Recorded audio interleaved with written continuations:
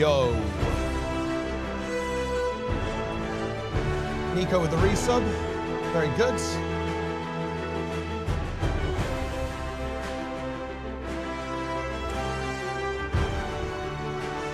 Kermit Gate? We don't need Kermit Gate. It's ridiculous. Absolutely ridiculous, guys. All right. What are we doing? Oh no. We're doing something.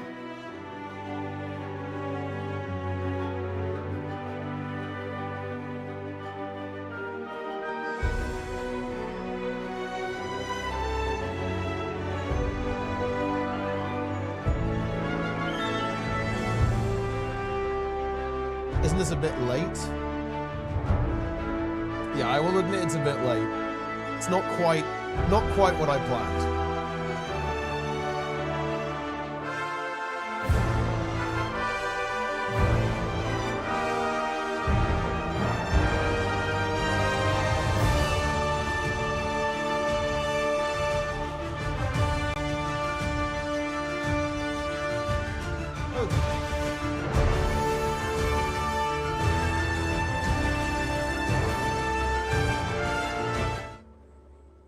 Dude, this benchmarks video is living rent-free in my head, guys. I love the benchmarks video. I love the benchmarks nuke.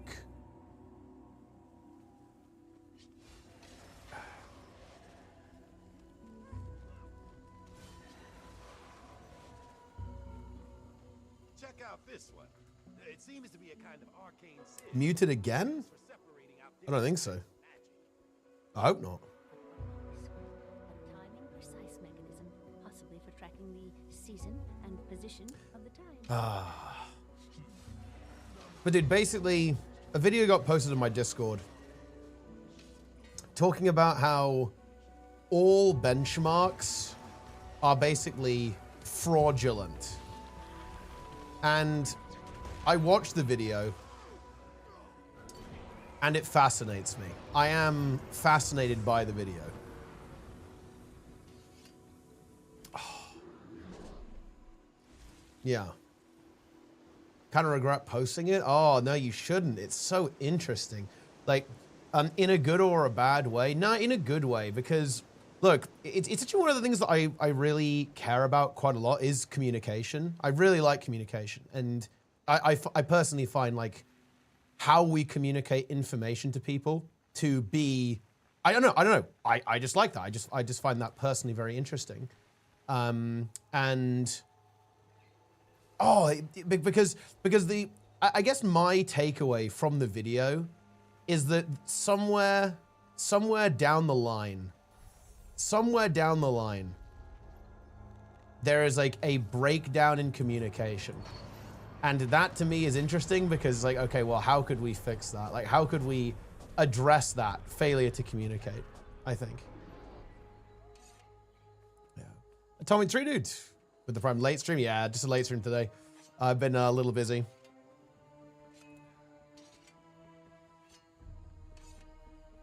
Giveaway hell is over. No, giveaway hell is not over. I'm doing a very short stream today. Giveaway hell will resume tomorrow. Oh, hype train is incoming, guys. Very nice. I love a hype train. Who doesn't? Is Spear on Ranger good? It is, yeah. Gonna do subgroups. I believe everyone with at least one functional neuron can figure out when to hit and when to stop. I mean, that is ambitious, my friend. Wait, this guy's from the Crustians, which I believe is a... Wait, Crustians, was that a PvP team or a PvE team? But I do recognize his guild name. Would you say Guild Wars 2 has had a brain drain problem? No, I think it's always had this problem, actually. I think that there's always been like a slight distrust of experts within the community. And I think there's always been...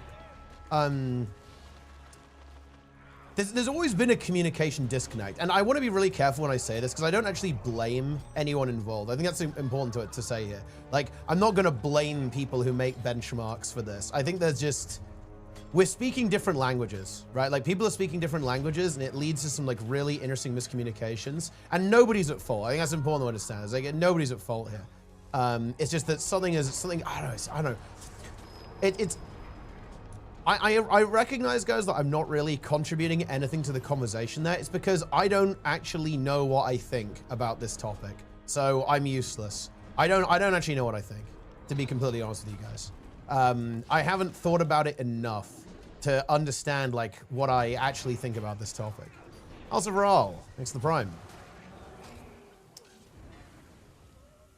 Frogwide. Yeah, Frogwide indeed. Hype Train is once again on the menu. One more sub within 2 minutes activates the Hype Train.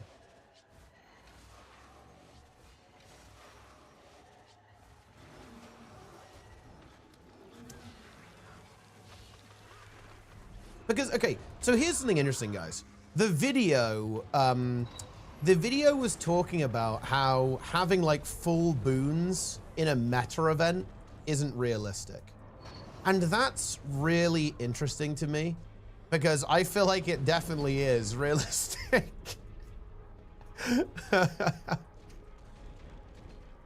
So I don't know, that one is interesting to me. I don't understand how you could come to that conclusion, I guess. One video on Teapot was bamboozled. He will devour it into a tinfoil hat man living in a bunker. When I look at benchmarks, I have to realize that I'll probably never hit those numbers. Just getting somewhat close is good enough. Oh, of course. I mean, yeah, that's ultimately, you know, that you don't have to hit those numbers. You're not even really expected to. It's more of like a, you know, like a guide, a measure of like, okay, well, approximately how good is this build at doing damage and how well am I doing the build, right? Like if you're getting 80%, you know, you're doing a pretty good job. If you're doing 90%, you're doing like a really good job. If you're getting like 95%, then you're kind of killing it, right? Like that's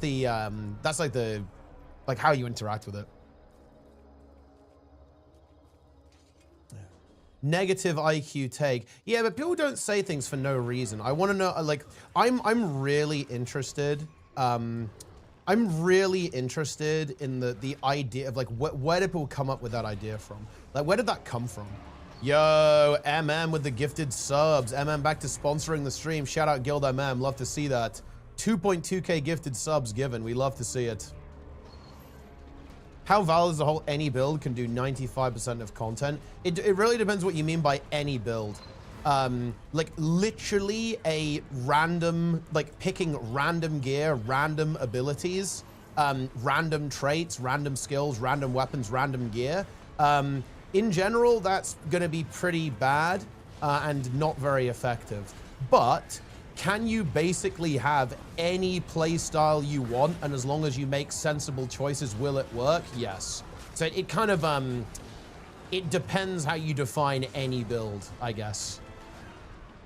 But can you basically play anything you want and it will probably work as long as it makes sense? Yes. Hype train begins. Shout out to the hype train, guys. Wait, why is my game so quiet? Bear with me, guys. Wait, is it the game or is it me?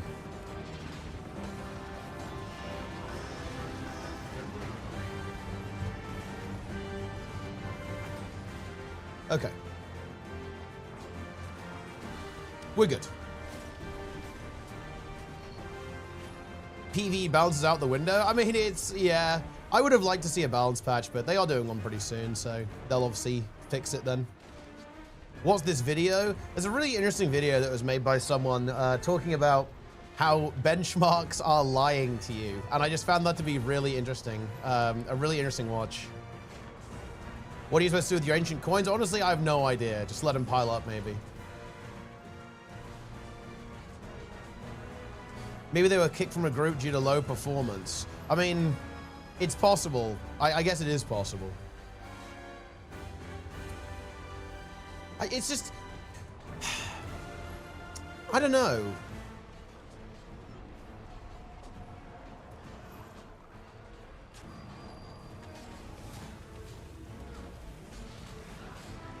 I guess the angle where I come from it is that the guy who made the video, we sound how okay, okay, guys.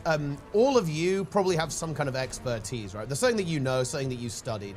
Like, when someone says something and it's like obvious they're just making it up, that's what we sound like to him. Okay, like that's the thing that you've got to understand here, guys. Okay, so we sound like bullshit artists to people like that, and that's I don't know. I find that interesting. I find that really interesting, actually. Or, you know, interesting to think about at least. Any link? I mean, someone will have the link, but I like the creator is relatively small, so I am actually a little bit hesitant to link it or even mention the guy by name, because I actually have zero interest in, like, you know, sending any, you know, hate towards the guy.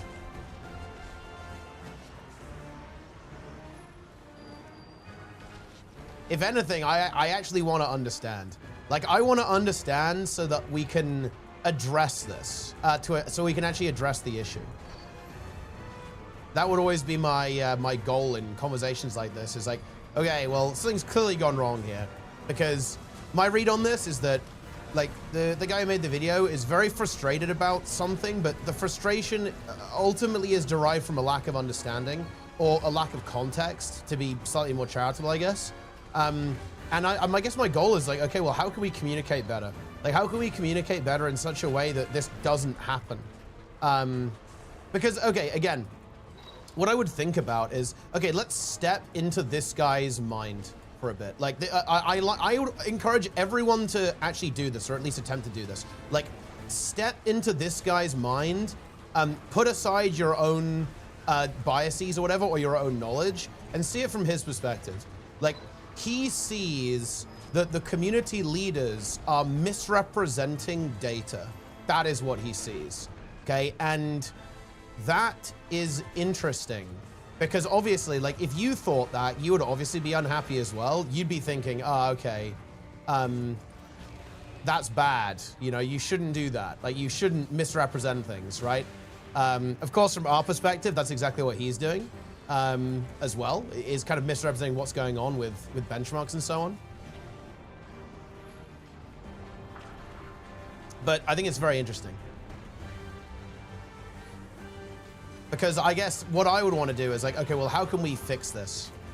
How can we explain what's really going on here in a way that would be convincing? Because ultimately, what's going on here, guys, is someone is expressing that they aren't convinced, right? Like, or at least, like, that's like partly my interpretation of it.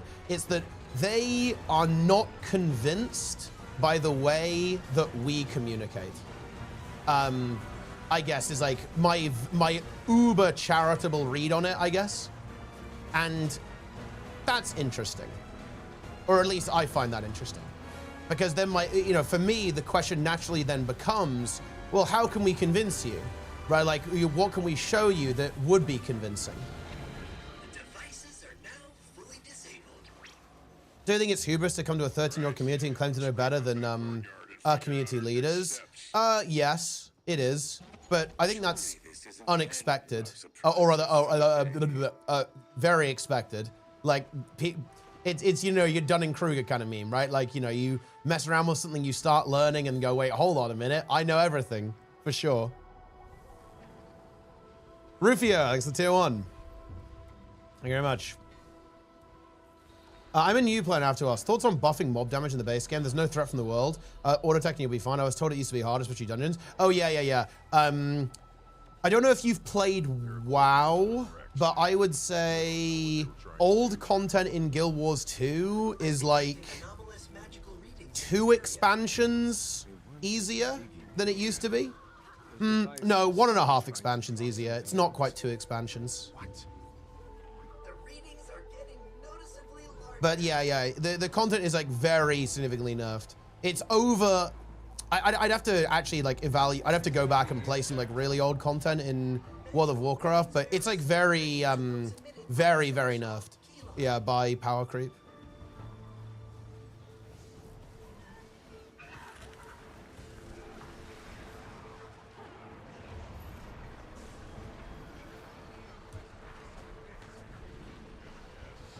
Seb wants to control Probably not over, probably one expansion actually. 1.5. I don't know. Like, but yeah. The old game is like very, very easy now. Like even old raids and stuff are like extremely, extremely easy compared to how they used to be.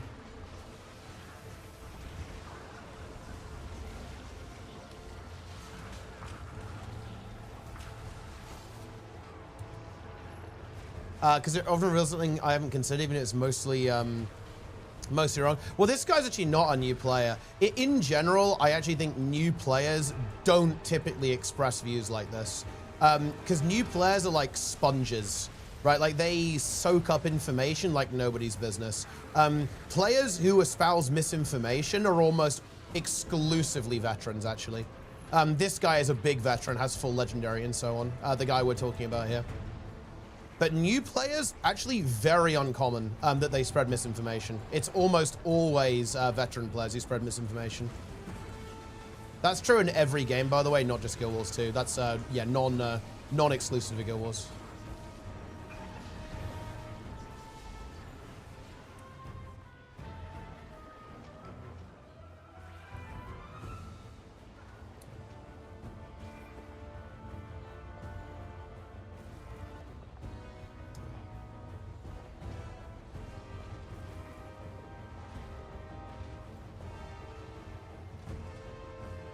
Boom.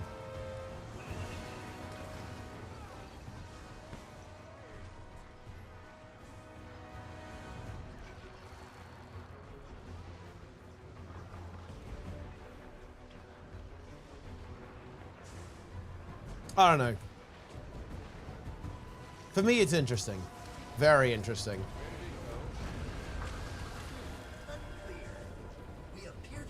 I think it's interesting. Like, it's like almost like a misapplication of being curious. Oh shit. Nike's in. Yo, what's going on? Hello. Hello, hello, hello. I like this topic. Yeah? Oh wait, I think you're quite, well, I think you're quite quiet. I'm not sure though. I'm back. Okay, yeah, now we're good, we're good. Okay. Yeah, I'm a fan of discourse about this video. Yeah. No, I'm a really big fan of it because, you know, what I see, what it looks like to me is that in a way it's almost like misplaced curiosity, right? I think that within people, there's like a desire to like kind of upend the truth in a way, or like, or, you know, find a secret, right? Like, oh, look, I mean, this is out, Nemesis, right? All over again. Yeah. Like it's like the same talking point rehashed. Like, oh, they say this build gets 66k DPS, but I soloed the veteran giant outside of a Ra, and I only got 25. So clearly they're wrong. Yeah. The build doesn't do 60k DPS. Yeah. But I suppose, and maybe you can explain it to me, because maybe I'm just overthinking. What I'm struggling with is where are they getting stuck on this? Because for me, it's like, well, I mean, no shit, right? Like, you know, why would you expect that? Like, I wouldn't expect to get 60k DPS on the veteran giant, right? Like, it doesn't make any sense. Like, why would you? I guess why would you assume that that's what the video is even saying? Because like the benchmark is explicitly saying that this is like perfect scenario, right? Like you're in a perfect scenario, all boons, no mechanics. Like this is like how much you can theoretically do. The video is not saying you can get 66k in all situations, like almost like explicitly the opposite. So I guess I'm just confused like where the communication breakdown actually is. I don't get it. Also, even to find the video, you have to go to the Snowcrow's website, and you have to click a tab that says raids. Yeah, so it's clearly group content, right? Yeah. Yeah, and this, in the comments, has been explained to him multiple times in multiple different ways, that these are group content builds. And he's like, yeah, but I don't play group content. And then at that point, it's like, well, why don't you realize that it, like, you're just not for you, mad about an irrelevant thing? Like, yeah, like, I don't know. And people have even told him in the comments, like, there are people who make open world, like, solo gameplay builds. You can compare yourself to them. you know, or compare. What was his response? What was his response to that? He really didn't have, like, he didn't reply to those comments, like, really. Like, yeah. I don't, it was almost like making me think it was bad faith, but I don't know. It just seemed like there was a bit of him talking past people. Yeah. Like, he had the talking point he wanted to get out, and when people, you know, like, and you could tell some of the people who were like suggesting like Lord Hyzen videos were not sympathetic to group content or sympathetic to benchmarks. Yeah. Like, some of them were like, I agree with you, the benchmarks are stupid. That's why I look at Lord Hyzen videos, because they focus on open world solo stuff. Yeah. And like, so it was even people like agreeing with him, but he still didn't like seem to connect with that. Well, what do you think the hang-up is? Like, cause I guess this is what I'm really interested in. Like, what is the hang-up here? I don't get it. This is what I actually left a reply. I left a reply on that video, and well, some people here might have seen it. I basically said, and by the way, I will do this. I'm very committed to this. I asked him, okay, this is an interesting topic. I find this interesting. Give me a checklist of everything you'd want to see in a benchmark video, and I will make that video. So, and I went mega good faith mode. I'll say, yep, you make the checklist, I'll make the video with everything you want in it. Because I just want to know what he would say to that question, if that makes sense. Because I guess what I don't understand is, like, I don't understand what he wants, really. Like, and I want to know if he knows what he wants, more specifically, right? Because I wonder if he does, in a way, I guess. Well, I mean, and I'm sure people might accuse me of being in bad faith when I say this, but I strongly suspect he was very oblivious to his performance in game. Yeah. Like you said, he's full legendary. He probably has accomplished everything he set out to do so far in the game, and something happened where he came face to face with the reality of his performance. Yeah. And now it's like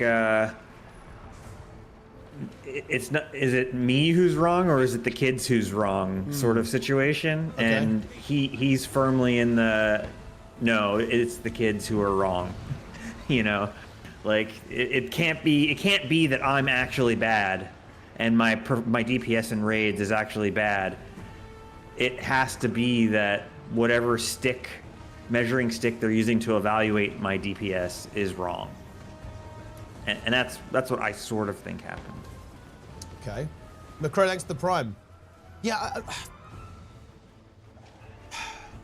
So what's the, okay. Like, I've seen this in other things too. What's the correct response then to that? Like, what's the correct response? I mean, I guess, like, if you were dialoguing with him, the correct response would be like, what are you trying to do? What are you trying to get out of the game? Yeah. Like, what are your goals? Like, if you're not going to join raids and you're not going to touch fractals, then just go back to putting your head in the sand and playing whatever you liked playing. Like, do like whatever you like doing. But yeah. Oh, I don't know. It's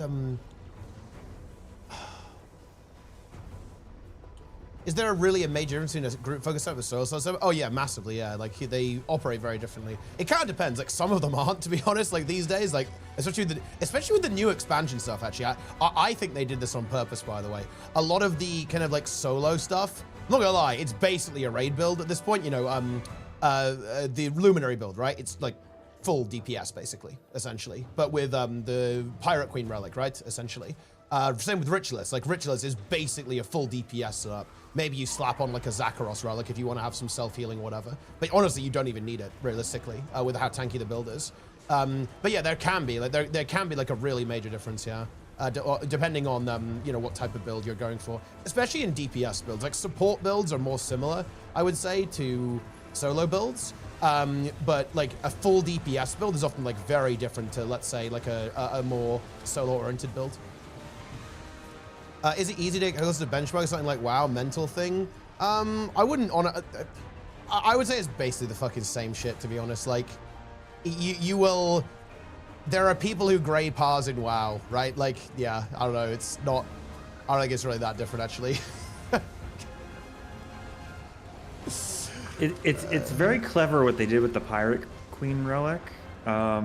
They basically made quickness free for virtually every build. It's base, and then you play but a what that means, what that means is now you can play an Alack build in open world and have both. Because previously the problem with playing an Alack build in open world is it still felt bad. Yeah, no quickness. You felt bad. You'd go to Chak Garrett or whatever, or even just playing solo on an Alack build, and it felt terrible. Whereas you could play like a quickness build, and if you didn't have Alack, big deal, you know, because quickness is like 3 times as good as Alack, you know. So, but now that you can have both, it encourages people to play Alack builds. So you go to meta events and you actually have good Alack uptime now. Yeah, I don't know what that's going to look like after they nerf some of these like OP Alack specs, but we'll see. I'm confident that Alack uptime in open world is going to stay pretty decent. Yeah, I don't know. It just feels like this discourse. It's always been here, right? It's always been in Guild Wars 2 since the dawn of time, and I just find it so personally interesting because I don't know. There's a lot of different motivations people have. Yeah. And like honestly, Nemesis was just trying to be an instigator and just trying to like. Yeah, he was doing it for the content, right? Like a big. Yeah, he was doing it for the content. Yeah. I don't think this guy was doing it for the content. I think there's a genuine emotion there. Yeah. Like but it's the same. It's the exact same rhetoric, but the emotion, you know, the motivation's different, and yeah, you have to look at it individually. I guess what I really want to push him on is, okay, if we took one of these builds, let's say the Evoker build, right? Like the 60k Evoker build, whatever, and then we go to like Veil Guardian or Gorseval or any of these raid bosses, and then the end number is like, what would it be, like 45k or something? I don't even know, right? Would he be happy if that was what was said? Like, because the thing is, I'm not entirely every boss convinced is different, like whatever. Yeah. Well, I guess the thing is though, I'm not sure if that would make him happy though, right? Like, would that really solve the problem? Like, just showing it on a real fight as well, right? Because I don't know. I just show him like a Mersat Overseer from a speed clear group, and show him like you're gonna get that number. 6 people who are over 55k at the end of the fight, and you're like, oh. The other thing that kind of the other thing that I really struggle with on this is hold on, I got a screenshot I'll show you from my Veil Guardian earlier today. Yeah, nice. Yeah, the thing that I struggle with a little bit is it almost sounds like there's like a fundamental misunderstanding of what DPS is. Like I had this like really weird conversation about like Aura LCM and how much DPS the Mirage could do. Oh shit. Dude, that's a lot of damage. 64k DPS, holy shit. Okay. Yeah, I mean, Amalgam, pretty good. Pretty good build. Pretty good. Yeah. On Veil Guardian, Amalgam pumps. Well, it's like mega burst, right? Yeah. Yeah. And I guess what I just find really interesting is that what do people even interpret DPS to mean? Because like we had this conversation in Discord, right? But I actually think that the wrongness goes a bit deeper here. I think, and this is why I'd almost want to talk to the guy, like, because my read on this is that he thinks at no point ever do you do 50k DPS in a boss fight. Like, he thinks that never happens, right? But it does, right? Like, it absolutely does. Like, if you go to a log and you look at the DPS curve, right, and you measure it by, okay, what's the DPS in the last 10 seconds? Or what's the DPS in the last 30 seconds? You will have periods of time where you are applying that amount of damage to the boss, and then you have downtime there. I guess what I really want to know is that, well, one, am I right? Does he actually think that that isn't the case? Like, does he think that you never do that amount of DPS?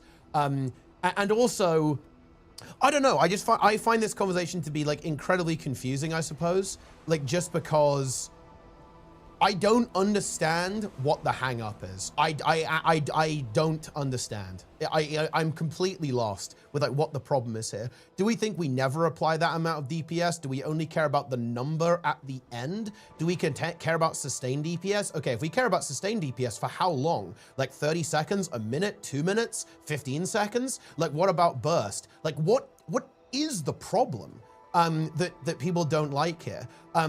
Like what is, I suppose what I really want to get to the issue, get down to is like, what is the fundamental thing that this guy doesn't like about the way this information is presented and about the way that people play the game? Because whenever I see a video like this, and I really got this actually from watching this particular video, was I'm not actually entirely convinced that he's expressing his actual problem well. Or like what he actually doesn't like. Yeah, for right? sure. Like that's what I get from it. And I mean, yeah, you know, the actual problem is going to be that he doesn't like meta builds and having to follow a meta build and having to follow a rotation. That's what like a lot of the time, that's the people that have these sort of positions. They want to be anti-meta for whatever reason. They don't want to have to follow a rotation, and that's like most of it, I would say. Yeah, it's. Yeah, the reason we're not linking is because we don't want a brigade. Yeah, we're not linking because again, it's a relatively smaller channel, so I don't actually want to interfere with it outside of discussing the ideas within. But I don't know. I just find it so interesting. I guess it does come down to like social pressure. I guess that there's a concern that they feel that they're pressured into playing a certain way, maybe. And I mean, let's evaluate that statement. Is that true? Like, does this existing mean that there is a certain degree of social pressure to play a certain way? I don't even think there is. I'm not even sure if that's true. Yeah, like, I've seen so many pugs Nobody that cares, do right? Yeah, absolute nothing, and there's no consequences for it. They get the kill because other people in the group just carry. Like, I was in a group the other day for, I think it was CM, and we had a Reaper who had, I mean, I don't know how, but his hero panel bugged out, and I noticed that he had 6 different runes that didn't match. And I asked him about it, and he just didn't answer. And then he ended up getting like, 3k DPS in the fight. And he joined his DPS. So there was no, like, I tried to put some social pressure on him. It didn't work. He was immune. He was immune to all social pressure. Like a guy who doesn't wipe his ass and just walks around in public reeking and smelling like a sewer, and it just does not care. You can't shame him.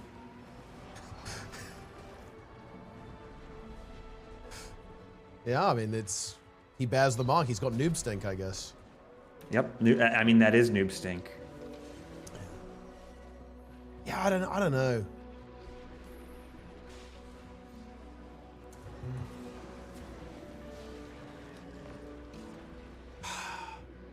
It's just so interesting. I don't, because I don't entirely get it, to be honest. Like, this is the best. It's also a PvE thing, really, because like, when was the last time you saw someone in PvP say like, "Oh no, I don't want to have to play. I don't want to have to play a good build." Like, people just know in PvP that you have to play a good build. You'd be surprised. Like, I see people complain. I see people complain that a certain class might be bad. Like, I want to play Bladesworn, but I can't because it's bad. That's a reasonable complaint, right? Yeah. Like, if that's your favorite class, it should be good. But like, they understand it. Like, they understand that if you want to win, like, you got to do it. What matters more, winning or RP? You have to pick or jamming the spec? Like, they understand it. I feel like it's a very different mindset with the people that are anti-meta and PvE. Yeah. Oh, like it is so interesting. Like, it is so interesting. To be honest, like,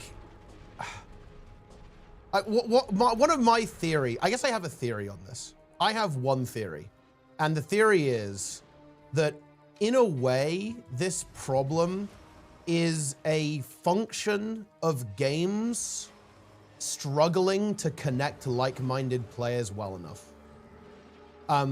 Because I guess I wonder if this guy had a guild of people who all felt the same way, would he experience this anxiety about benchmarks? I would say no. I think, wait, would you agree with that actually? I think he wouldn't feel that anxiety if that was the case. Yeah, as long as they were all on the same page. Yeah, exactly. You know? Yeah. So like in a way, isn't this to an extent a problem with people not being able to find people who want to play the same way as them, which is essentially off the grain? Because this is another really interesting thing. And the hard part too is like to find, you know, essentially a static. Yeah. Like if you're like, I want to find a static of casuals. Playing with the right. What that means is when you log in, no one's going to be online because they're all casual players. You know, like you're gonna have to be in like a 500-person guild to find 3 people to play with. Unfortunately. Yeah. I don't know. Like it's one of the things that I've thought about. I've thought about this quite a lot, guys. You can probably tell. And I still, guys, like a true philosopher, I've made fuck all progress in actually formulating my opinion.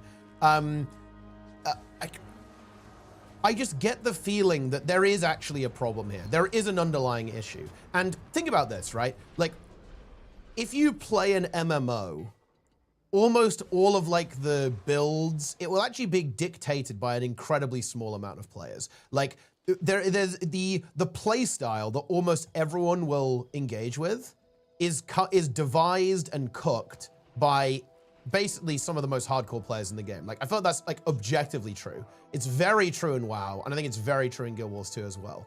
And that to me is actually a very interesting phenomenon to observe, because what it means is that in a way, everyone ends up playing the same way as a very small percentage of players. And I can understand a level of anxiety that people experience if they don't want to do that, because everyone else wants to except you. And how do you resolve that problem? And I think the way has to be that there has to be some way of like connecting players who feel this way together so that they can enjoy the game in the way that they see fit. Like, in a way, guys, to expand on my position, I don't want to convince this guy that you have to do, that raid builds are the best way to play the game, or that he should play raid builds. I want to convince him that he doesn't have to, right? I want to convince him that actually, yeah, if you want to play a different way, that's completely fine. And I would want to like help this guy, help people like this, find other people who feel the same way, so that they can do that, like without having to worry about what everyone else is doing. Like that would be my objective in this kind of interaction, right? Yeah, I don't know. It's weird meme. To go back to a question Roy asked, like, do you think that if there were mechanics in the game that prevented players from getting rewards if they didn't do enough damage? Well, the example I would cite is when like Raid Wings 1 through 3 were new. Yeah. And group DPS was probably like 45% or maybe even less than it is today. Yeah. So players did way less, good players did way less damage, and bad players did like even like way worse. Way less. Yeah. On the other side of the equation, it was the only place to get legendary armor, which was very, very, very sought after. Yeah, yeah. So you had the carrot and the stick. The stick was, if you don't get good, you're not getting the carrot. And, some amount of people, at least some amount of people against their like inner desires, equipped a raid build and, you know, learn to play. And maybe, you know, maybe even more players quit the game in disgust. I don't know. But, you know, some amount of players responded to the incentives that were there. But now, you know, legendary armor is not a motivator. Yeah, for sure. No, I think you're absolutely right. When you have a reward that requires skill, it does apply like a soft get good mentality to the game, right? Like 100%. Like it does, and it does make. I mean, we saw it with Dragon's End, right? Like when Dragon's End came out, it was very coveted to get the turtle, right? And guess what? Dragon's End significantly improved the skill base of the player base temporarily, right? It got people engaged with subgroups. Like before Dragon's End came out, you would very rarely see subgroups, right? Like even today, you still do see them, right? It's less common than it used to be, I'd say, because it's like less necessary these days, but you absolutely did see subgroups after Dragon's End dropped. So when you have stuff that requires players to learn, they will learn. Like, I guess that that's the other thing that I see in this conversation. I saw it a little bit in Twitch chat here. I'm very resilient, or very, I kind of reject this idea that, oh, these players are they're just trash, they're just bad, they're just stupid. I don't think people are. I think people are a lot more capable, I guess, with the appropriate motivation than you might expect. I think people are actually willing to engage and learn and learn a lot of the time, and can actually absorb information and become a lot better at the game, like when there's like some kind of like good reason or requirement to do so. So yeah, I'm not the biggest fan of that type of assumption that that people are like incapable or just useless. I think they are. It's just that, you know, that people won't do it unless there's like no kind of unless there's like a good reason to do it, right? But if you give them a reason, they'll learn, they'll get good, 100%, yeah. Or at least that's my opinion on that. Yeah, Champion announced there with the tier 1. Feels Bidoo's, man. Dude, Bidoo's came back, actually. Did he ever, like, execute whatever his plan was? I feel like he didn't. He didn't really activate, right? Like, it was, it felt like it was working towards something, but then there was no payoff. Yeah. Yeah, I don't know. It's funny. Pros, meta builds what you'll perform. Cons takes from you your idea of how you should play your own character. Is very frantic and micromanaging in most cases.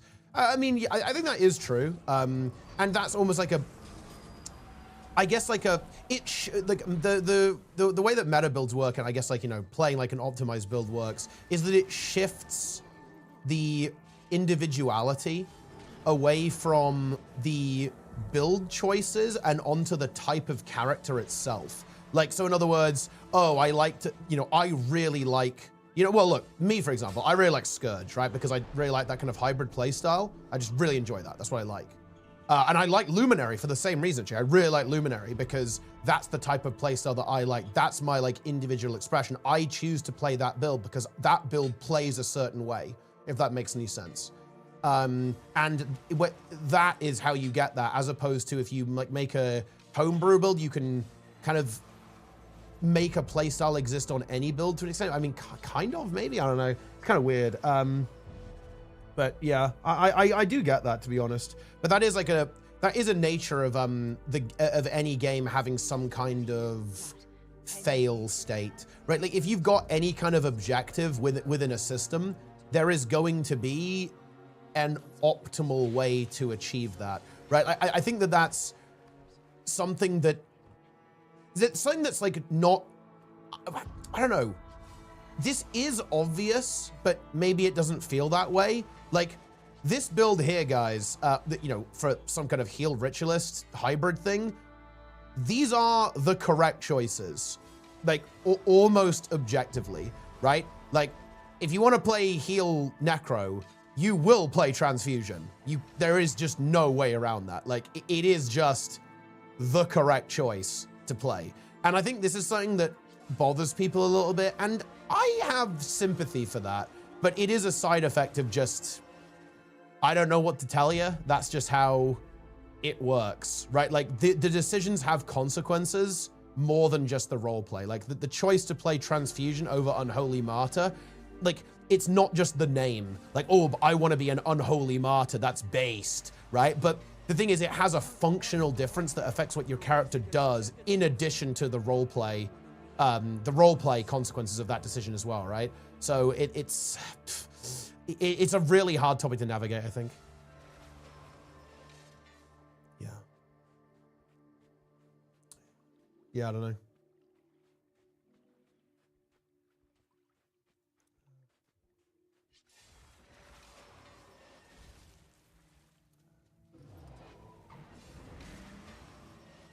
Picking traits because their names are cool. I mean, look, that is actually incredibly based if you do that.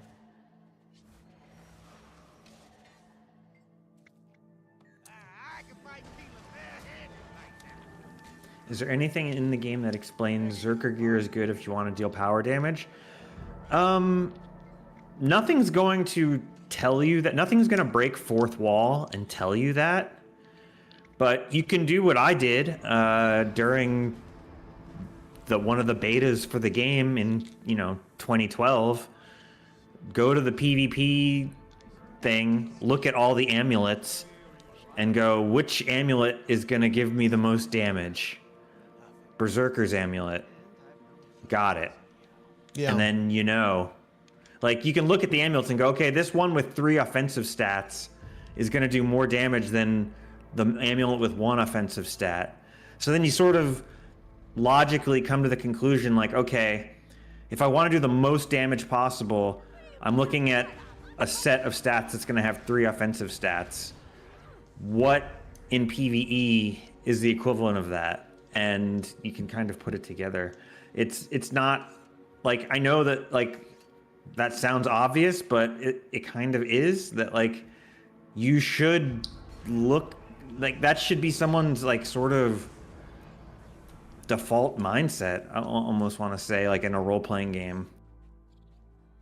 Like when you're in a role-playing game, like some like fantasy game, and you're like level 1 and the vendor goes, here are the 4 spells that you can, starter spells that you can pick from. Which spell do you want to start with? And you're thinking, all right, I want a spell that's going to do the most damage possible. You just look at the spells and you evaluate which one does the most damage, Like it's you don't need, do you need the game to say this spell does the most damage, or can you just look at them and go, okay, this one does 5 damage, this one does 4 damage, this one does 2 damage, and this one's a healing spell. Like, I feel like you should be able to figure that out. Yeah. Yeah.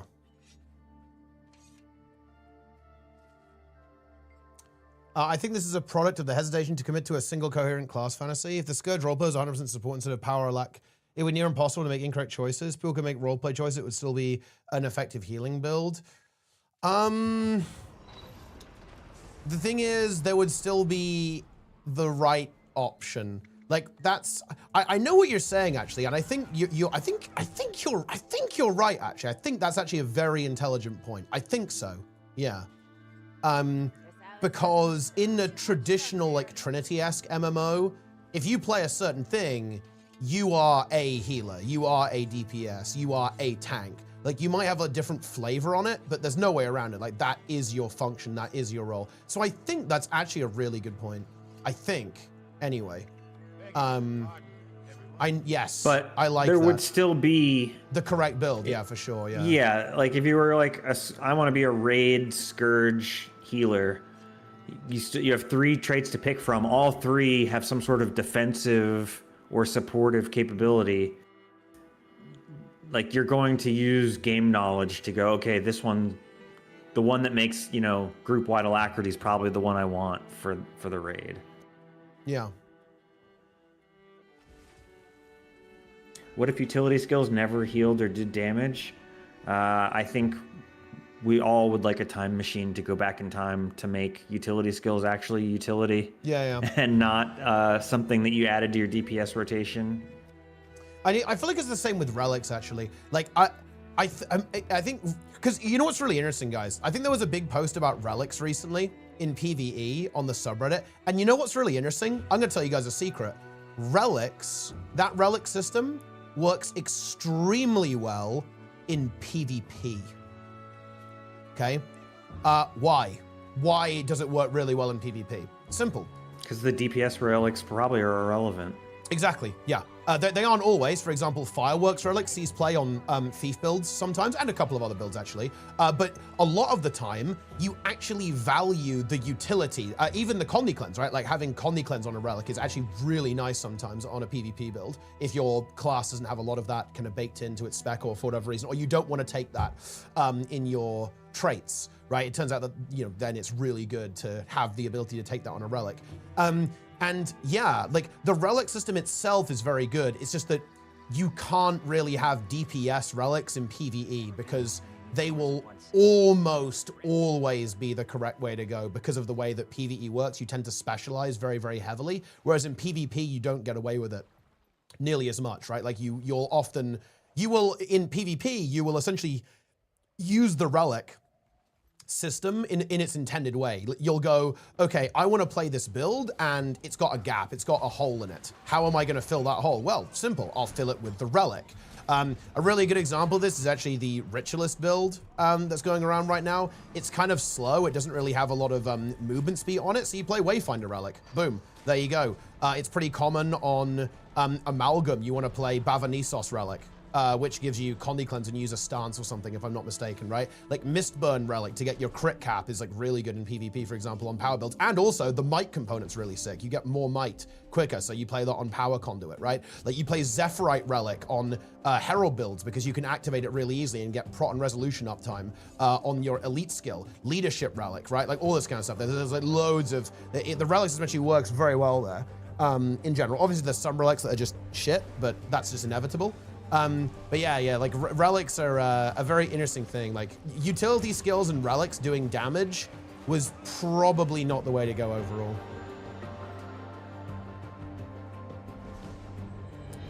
The debate is kind of tough. If you want to be good at anything, you have to go above and beyond. I mean, I don't disagree with you actually, Vesuvius. I guess it's probably just not everybody's goal. Well, yeah, but maybe I'm massively overthinking this. I don't think that's even the topic, in my opinion. I think the topic is that people have an anxiety that they will be forced to play a certain way, and that they will not be able to find people who will accept them for who they are within the context of the game. That, in my opinion, is, I think, what's actually going on here. I think, ultimately, all of this conversation about benchmarks and optimalness is froth. Right? Like it's actually, in a weird way, irrelevant. It's not actually the topic of conversation in a lot of ways. It's just that people are using benchmarks and stuff as like a proxy for that instead. Or at least that's kind of like my read on the situation.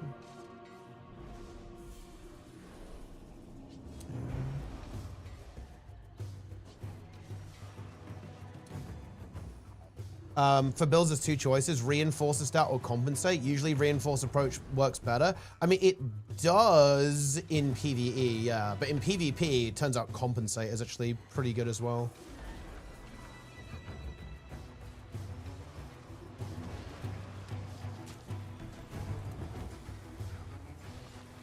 What, yeah.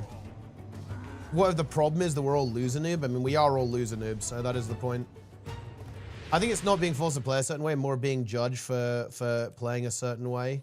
I feel like those things go very, very hand in hand. But I think it's more like, yeah, I think you are right, Straxel, but it's like not, I guess a more precise way of saying it is that people have an anxiety that they will not be accepted for playing a certain way. And obviously in an online game that has like very, well, potentially like grave ramifications. I think what's interesting about that observation, by the way, is that firstly, I think that's not true. Like in general, I actually don't think pugs give a shit. Like as long as you vaguely do what you're supposed to, I honestly don't think anyone cares. Like I genuinely cannot recall when this has been a thing, right? You know, where someone cares if you play Heal Tempest, giving Alacrity instead of like Heal Scourge. I just don't think people care about this. whatsoever. Like, I don't, if you're playing a DPS build, as long as you're doing like more than healers, I just don't think people care, to be honest. Again, like maybe in a very high-end fractal group that's doing speedrun strats, they would expect you to, let's say, play power, right? Or play a certain comp. I can see that in a very high-end fractal group, right? Like very high-end. There might be some like comp restrictions, and they might want you to play a certain build and obviously do certain strats. But in like pug strikes and raids, there's just no way. I just don't think people care about this. Yeah. No, if they did, Reapers and Dragon Hunters would be kick on site. Like True. Legitimately would be kick on site. Yeah. Like why, especially in this current balance era, you know, where there's evokers and amalgams doing 60k DPS, why would you ever, if you cared about performance, allow a Dragon Hunter into your squad? It's true. It is true. Why would you? It is true. Dragon, well, no, it's not about how good the class can be, Dolorodilla. It's very much about the fact that, you know, people who play DH often are sus.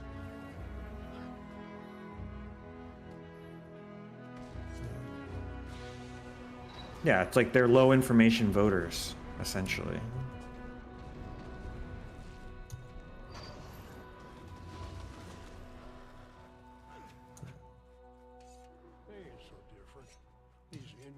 They make a good show of it. If all options are available, like this option doesn't work, but it does work for this, and it works just as well. Yeah, the thing is that like, it depends what you mean by that. Like, Aravana 10 is like that is true now. Like, for example, if I go here and I play like some different traits on this build, it will still work just fine. Like, it will be completely fine. It won't like make the, you know, if let's say, oh, I want to play Speed of Shadows instead of Soul Marks. That's really not a big deal at all, right? So what you're asking for is true. And by the way, you mentioned that it's more true in WoW. Oh, I don't agree with that at all, actually. Like, you can play some, like, WoW will let you play some interesting stuff, to be honest with you. Like, if you really want to, like, you can actually deviate from the norm quite a bit and like have a lot of different play styles within Specs. It's just the builders don't really tend to bother with that that much in that game. But yeah, I mean, like, this is already the case. It's just like, what is your threshold for something that you consider to be working, right? Like, you know, how much are you willing to lose? Are you willing to lose 10% effectiveness, 20%? How about 50%, right? Because you can do that right now. It's just that there's obviously going to be a cost to it. Oh shit, a new thread on elitism has hit the subreddit. Oh, really? Wait. Linking. Okay, yeah, let's Linking. go. Oh, Here we go. Okay. How do I tell this person then? Wait, holy shit. Wait, this guy's an elitist. Yes, this is fire. Oh, yeah. shit. How do I tell this person they are not welcome back at our raids until they learn how to play a build? Holy shit. That is brutal. Holy. That is actually a nuclear fucking thread. Holy shit. The new raider who claimed he'd cleared CMs and done all wings did less than 1k DPS on every boss and was the sole person stepping in oil every time.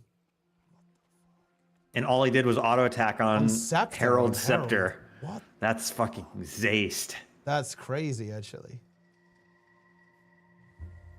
That is an atom bomb. I will admit that. I'm sure the comments are reasonable.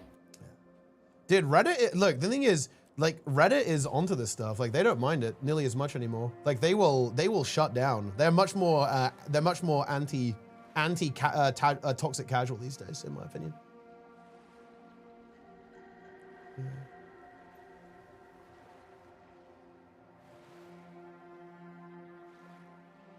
I would block this person and blacklist them regardless of their future progress. Holy shit. That is harsh. That's nuclear, actually, from that guy. I respect it, though. I would honestly do the same. No, you wouldn't. Yeah. Wait, You would treat them like you treat Sokos. Okay, I like, admit it. That is true. The leeches would be allowed to exist. Wait, I wish the devs would make it where all gear talent specs could be viable for all content. Aravana 10, I actually just want to say this right now. That is the case in World of Warcraft and always has been for as long as I've played it. There is not a single spec in WoW that is not viable. And what's interesting is that you actually have the stats to prove this on WoW. If you check logs right now, people have cleared the raid on Mythic on every spec in the entire game, no questions asked. And more importantly than that, actually, people do high keys on every spec, no questions asked, right? Even ones that are actually not very good and are underpowered in the moment, people do play high keys on all of them. That has always been the case in World of Warcraft. And it's always in Guild Wars 2. Always been the case in Guild Wars 2 as well. And I actually, I find your opinion on this incredibly interesting because, like, okay, I will be very direct here. Hopefully this does not offend.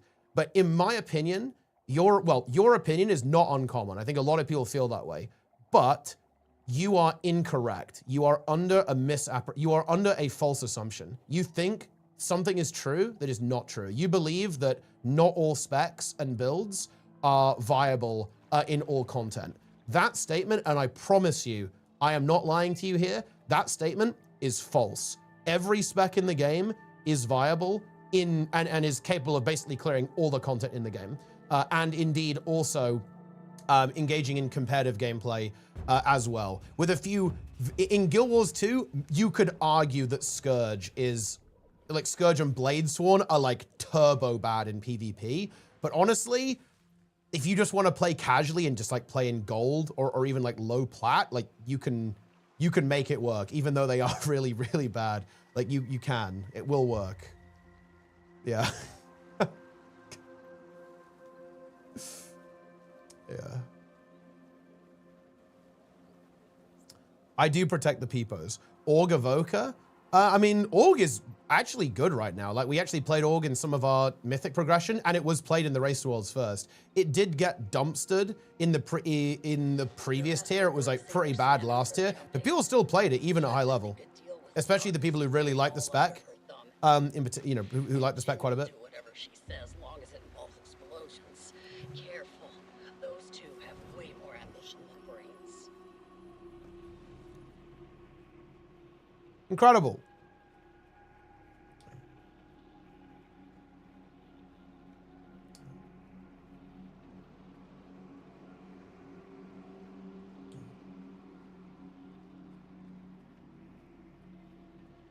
I hate when new trinkets or weapons come out, but only like 1 or 2 are good for your class spec. I mean, that's actually very rarely the case. It's often that like there's usually like a clear winner. Again, like this is where data is so fucking based, okay? Like data is amazing here. Like you can actually look, you can look at this. You can see the data on how close some of this stuff is together. Like for example, let's say I want to find out like what's the best trinket for my my Blood Death Knight, right? You can see that there is a good there is like a pretty clear option here, right? Like Tome of Light's Devotion is good, but funnily enough, this is pure DPS. Bear that in mind, right? So you've got to be a little bit careful here. But you can see that actually there's like plenty of trinkets that are actually good, like for your class. And it's gonna be like this on basically every spec. Obviously, like some are gonna be better than others, but I think you'd actually be really surprised like how close together some of the trinkets are. Like there are obviously like some like complete trash, right? In here, like there are some like really, really bad ones. That's obviously the case. You'd actually be really surprised like how close a lot of this stuff is together, in my opinion. Well, you said if we act suspicious, these do-gooders will show up. Then we'd blast them with the contraptions you bought. You said you weren't gonna call me that no more. Are there any classes builds with just one F1 key? I handle well. I just can do F1 and F3 without misclicks. I mean, I'm not gonna lie. Rebind. Yeah. Don't use the keys. Like, yeah, just rebind them. Boom, easy. Problem solved.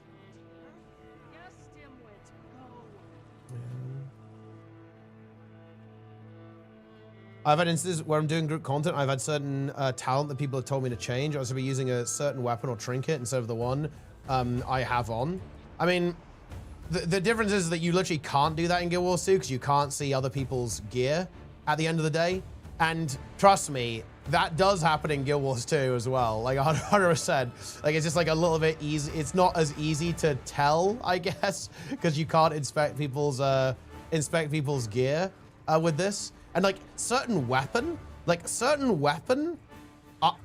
wait, I actually, what do you mean by that? Okay, like, oh, maybe like legendaries in Legion or something. Or actually, wait, I don't know. Actually, I don't know how that would manifest. Like, your weapon does not matter in World of Warcraft, right? If someone told you to change weapons, they're almost certainly either telling you that, oh yeah, there's this really sick weapon you should grind from M+.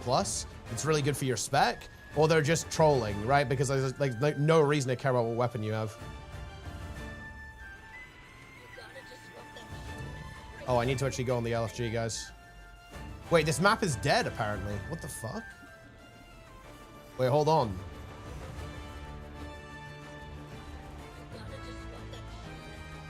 Okay, right. Get in here. I'm talking to YouTube chat. I read YouTube chat as well. Shout out to YouTube. Yeah, and also it depends. Like, were they asking you to equip a poison cleanse? Because that is a very reasonable request. Or like a dispel during, wait, dude, what is this scale? Huh? Guys? You're pumping. What? Okay, that's broken. That is straight up broken. The fight's officially better with fewer people.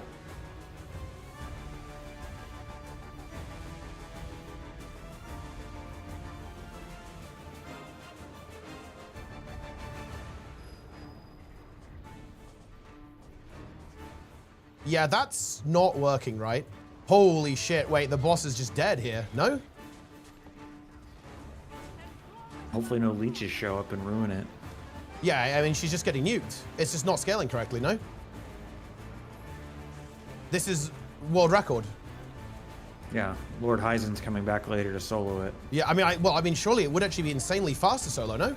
Because they actually share a health pool, so there's no reason why you couldn't. And if it scales like this, you can't get the buff for the other side. But wait, you don't need it though, because they share HP. Oh, so if you did extra damage to the one, yeah. Well, they share health, so you only need to hit one of them. You actually don't need to hit both of them at the same time. So you actually could just hit one of them, and then it's like it would force you to swap every 25% anyway. And yeah, I mean, like, I think this actually already was soloed. Actually, to be fair, like I thought they would have fixed this though. If someone already soloed it with Ritualist, I think, like very early on because of the scaling problem. I've actually never seen this though. How interesting. Yeah, I mean, this is just straight up optimal, right? Like if you have like a low amount of people, like it's just optimal. I guess the CC is kind of annoying, but we have a few people, so I guess that's fine.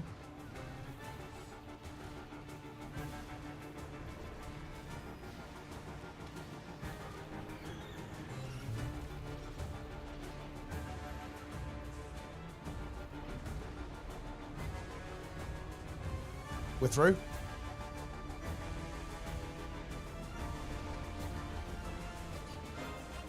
Oh, if only they stacked here. Come on.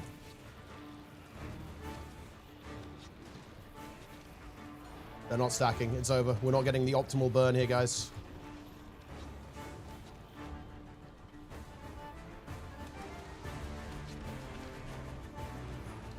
And look at that. Big. There you go. We did it in sub 3 minutes. Okay. Wait, that was 2 minutes. That was a 2-minute run, guys. That is high efficiency right there. Then I assume that's the job done. Michael was right. I'll be damned. That is world record. Well, yeah, I mean, I don't think that's working correctly, but I guess that's fine.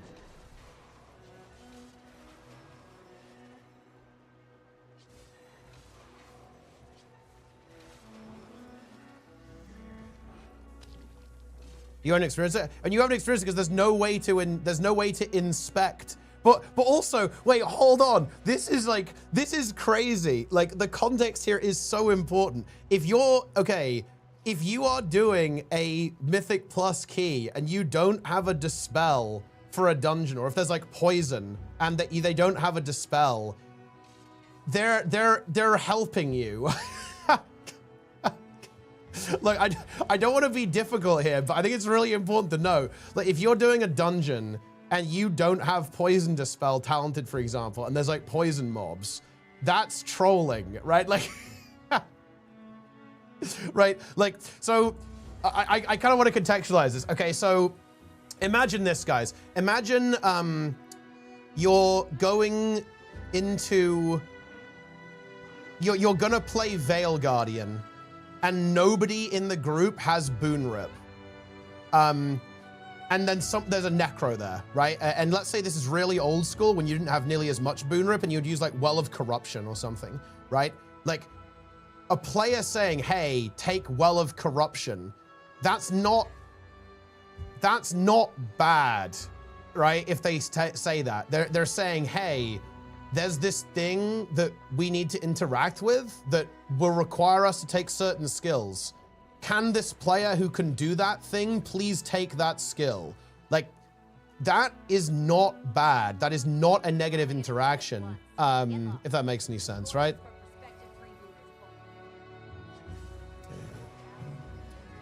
The Yap becomes, okay, look, Rocky Cat 89. You made a couple of pretty disrespectful comments so far towards this stream. This is something I'm working on. I'm an old man now. You can either stop doing that now, or I'm going to permanently ban you from the stream. There you go. And then I don't have to deal with you, and you don't have to deal with me. My bad. Okay, see ya. Look, listen. Okay, come on. A little bit of common decency is not too much to ask for, is it, guys? Yeah. For a guy who was born in 1989, he's you know, oddly concerned with calling other people like old. Yeah, you're older than me. Yeah. By quite a bit, in fact. Yeah. But there you go. You're not forced to use certain skills. Yeah, I know. It's kind of a weird one. It's like, I mean, I get it. Like, if someone's telling you to like bring a certain ability, but bear in mind that actually this does happen in Guild Wars 2, by the way. Like, for example, when I do meta events, when we used to do Dragon's End, like we had a little prep talk before each. We said, hey, Guardians bring stability and Sanctuary because the Defiance bar is really strong, right? It's, I don't know. Look, I'm not here to simp for WoW, but like, there's two things here. I actually really reject the idea that one, this is unique to a certain game, and two, that it's even bad, actually. I actually think the opposite.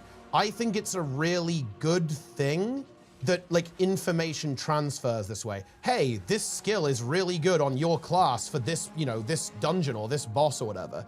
That is a good thing that conversations like that happen, because it's how people like share knowledge and like share how to accomplish certain objectives, right? Yeah. Ouch. No, look, okay, I'm not gonna lie, guys. People are way too confident being cruel to people online, okay? I'm just gonna say it how it is, guys. People are way too confident and way too comfortable doing it. And so, yeah, here's some advice for all of you guys. Don't do that.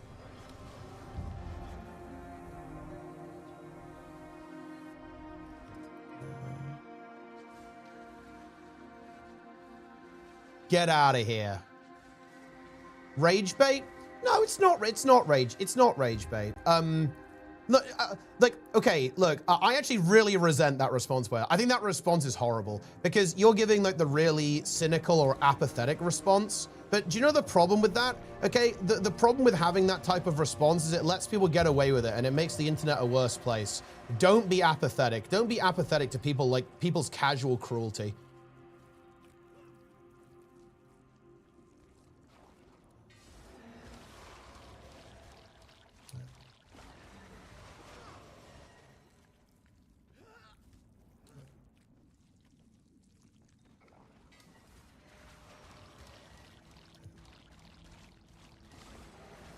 I'm through the door.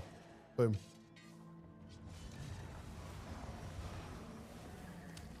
He gets to set the tone of his own stream. Wait, no. It's a little bit more than that. I'm also just a person. Like, just because I'm a streamer doesn't mean you can just be an asshole and get away with it. That's not how this works, guys.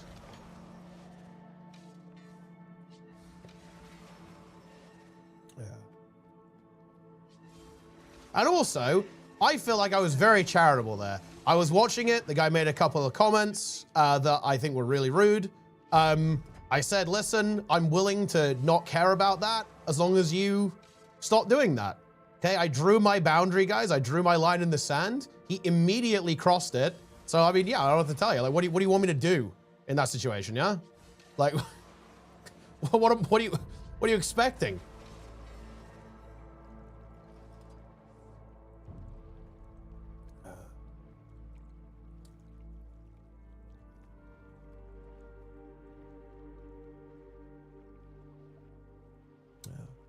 Yeah, this goes back to some of like the SNEB conversations. I think that there's this really interesting concept here. Like when you're in a group, and I think people would fight on this. Okay, I think people would fight on this. But when you join a group, like a raid group, any group, like even an open world meta, in some sense, you have signed an unspoken agreement to contribute to the success of whatever that group is doing. And that means that can include changing your build, right? And more importantly, if you don't agree with that, you should leave, not the other people, right? Like if you join a raid group and everyone in that group is saying, okay, we want to use these abilities, right? We're going to change our builds to counter the encounter. And you don't want to do that, you should leave. You should not say, well, you guys have to have me in your group and you can't tell me how to play. I actually think that's incorrect. I think you are the one that has to change if you want to stay in that group. Like if you want to stay in that group, you are agreeing to do what that group wants you to do. And by the way, guys, I think that goes both directions. For example, if I join a group and let's say they don't care about builds, they don't care about playing optimally, and I try to force them to, yeah, that's completely inappropriate. That's not allowed at all. You know, I should leave that group if that's the case. This goes both ways. You do not have any entitlement to other people's time or other people's groups in any way on any level, right? Like if you don't want to play ball, that's fine, but you should leave.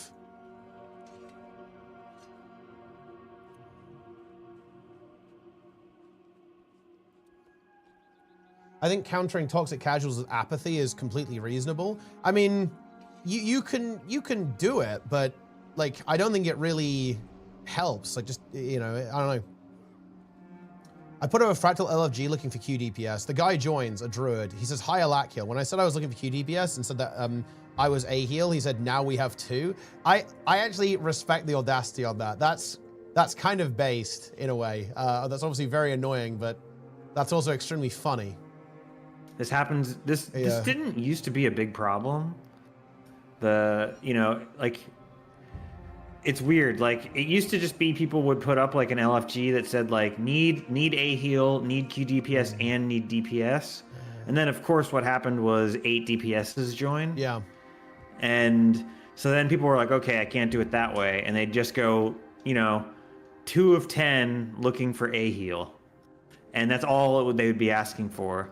And now, and for a while, people were respectful of that, right? Like they just wouldn't join if they weren't playing what was being asked for. But now, it is dirty out there. People are joining on DPS when the group is only looking for a lack, and like being like, well, you're gonna need DPS anyway, so just let me in.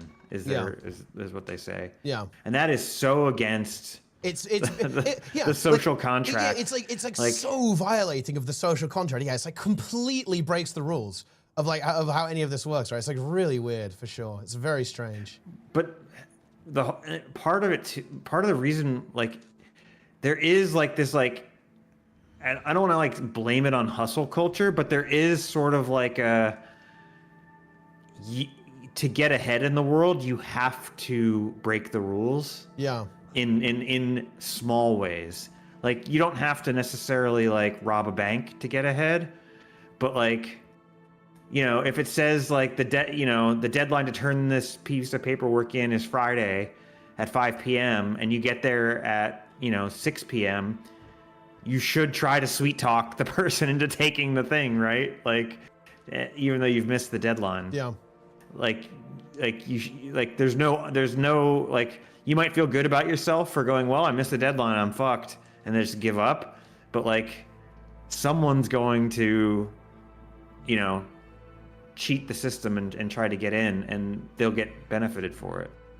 And I think there's a lot, I think that is like trickles its way down to like, even like joining groups like that. I see more people that make not meta builds of solo content or open world content, not so much group content. Ooh, okay, you've activated my trap card.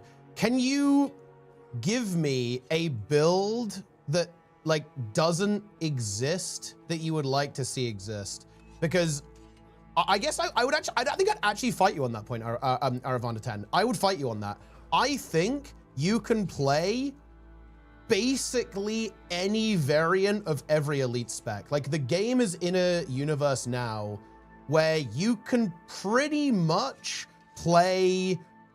Every spec has like a thing that heals. Every spec has a thing that does DPS, power DPS, and like everything has a spec that does conley DPS. I would be really interested in an example of a build that like doesn't exist, or like nobody talks about, because I feel and like you genuinely want to play it. Yeah. And you genuinely want to play it. Because I feel like that's just not the case at this stage in the game. Like, yeah, I don't know. Don't like come up with like heal spellbreaker, because yeah, that's not a thing. It's just, yeah, it's not a thing. Yeah. Condi DH. I mean, how bad would that be? It probably wouldn't even be that bad. I mean, right? It was a thing once upon a time. Like, it's true, it was. It's just when your choice was DH or core guard. Yeah, you had no choice. It was burn DH is what people played. Yeah. Yeah, like, yeah, even like, there's like loads of weird shit that exists that you can play, in my opinion. Power Mirage, I mean, Power Mirage exists. It's a bit of a cancer build, but like, it exists, right? Like, it is a build that can be played.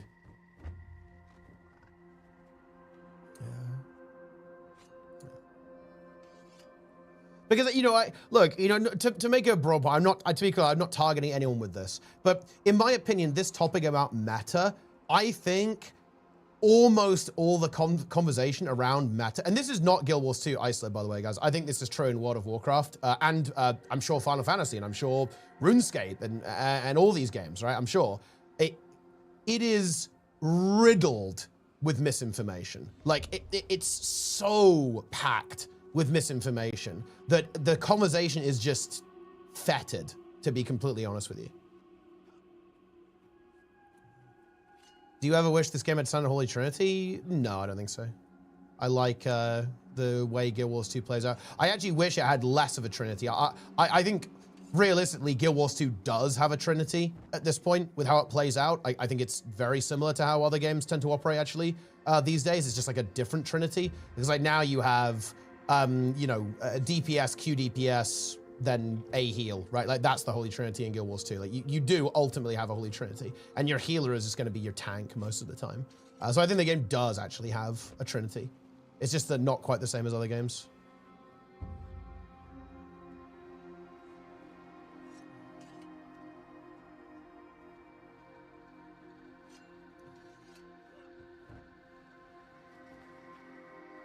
Power Scourge. I mean, dude, that build sucks, but like you could play it. It would not be like, well, actually that would be pretty bad. Like, I mean, it's good in World versus World though, or at least it was. Not anymore, because Scourge is cancer, but yeah. It like you could play it in PvE. It wouldn't be like that bad. Like just necro weapons alone would essentially carry that build. To be honest, just like, equipping a great sword. Yeah, we'll get you a long way. And spite. Yeah. And the other 2 trait lines would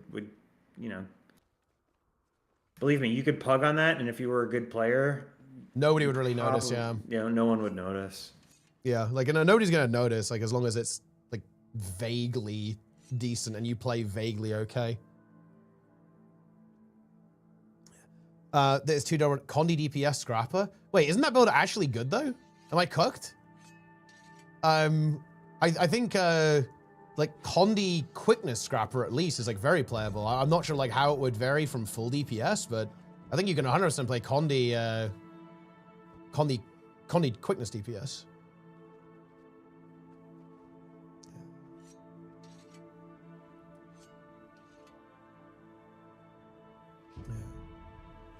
Boon DPS Vindy. Oh, that's one of the builds that I actually would really like to see, but yeah, it's kind of weird. Like Vindicator is odd. It feels like the Boon build should be good, but it just kind of isn't, right? It's unfortunate.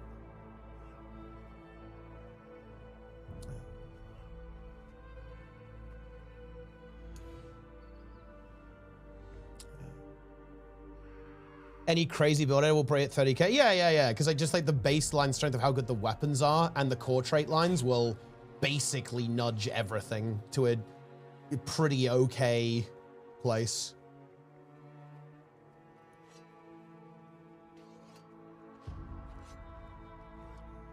I base my opinions more on WoW than I do for Guild Wars 2. Yeah, but I think I'd fight you there as well because like obviously I really like the builds that's been Guild Wars 2 and yeah, WoW doesn't have like this pick specializations thing, so you have like less combinations. But within like within a spec tree, you have a lot of variance on how a build can play out. For example, Fire Mage, right? Like Fire Mage, you can either go with kind of like the Ignite approach, or you can go with like a Flame Strike build. You could play with Meteor or not with Meteor. You could play Hypothermia. And now with like hero talents, like for example, playing Sun Fury is pretty distinct to how Frostfire plays out. Like they are pretty different with how they work conceptually.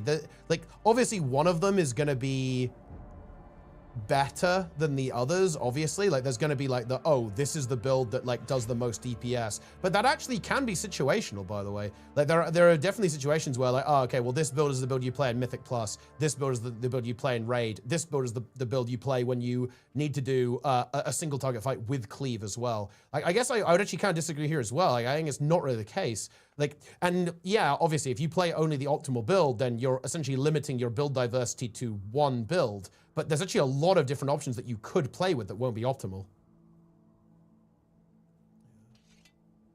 Nowhere near as viable as different builds in Guild Wars 2. And I mostly play WoW. That is a very broad statement. Like, I know what you mean by that, but I think you have to be careful. Like, for example, if you're doing like most content, are you going to be fine playing Druid of the Claw Fizzbear versus Moonbear? Absolutely. Hell, Squish Vegan, by the way. Like he's even done higher keys on Druid of the Claw. But like, is it correct to say that like playing Moonbear is way better? Yes, that statement is true. But oh, dude, this is where the conversation like really. Also, Lara with the raid, Dark Lara. Shout out to Dark Lara. But I guess it is a really difficult situation because like how you define viability is so interesting. Like what do we mean by that? Like you can do basically everything, even with like the crappy variants, right? You know, crappy variants of like some of the WoW specs. Like you could do that if you wanted to. You could argue that because some of the content like is harder, it's less viable. You're not wrong there. But on the other hand, like that's now we've like strayed into like a difficulty conversation as well. Like, you know, if the harder the game's difficulty is to obtain a certain reward, the more restricted you're going to be on what choices you can make, right? Yeah.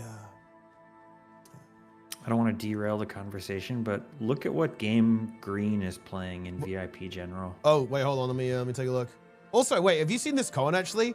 Dude, look at this. A Lara viewer has joined the stream and said, Lara beats children, monkey pea face. That's pretty crazy, actually. That's a revelation, to be honest. Here we go again. Yep. Here we go again.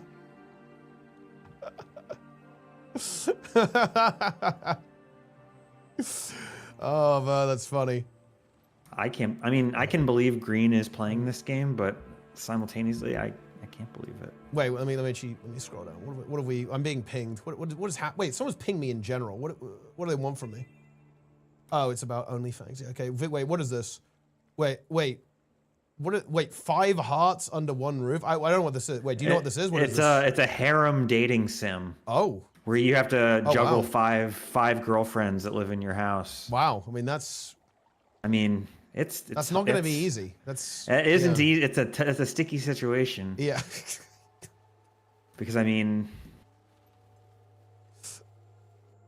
look, it's hard to physically satisfy 5 women, in like especially if they have like healthy sex drives. Have you had experience with that? Like, have you had experience No. like Yeah, trying to but, satisfy 5 women? I mean, I think most dudes could probably satisfy 2 women temporarily, but by like day 3, you're gonna be like, "Fuck! I just want to take a nap." 5, Jesus Christ, you'd be so tired. Wow, I mean, goodness me. But anyway, welcome to the stream, Lara viewers.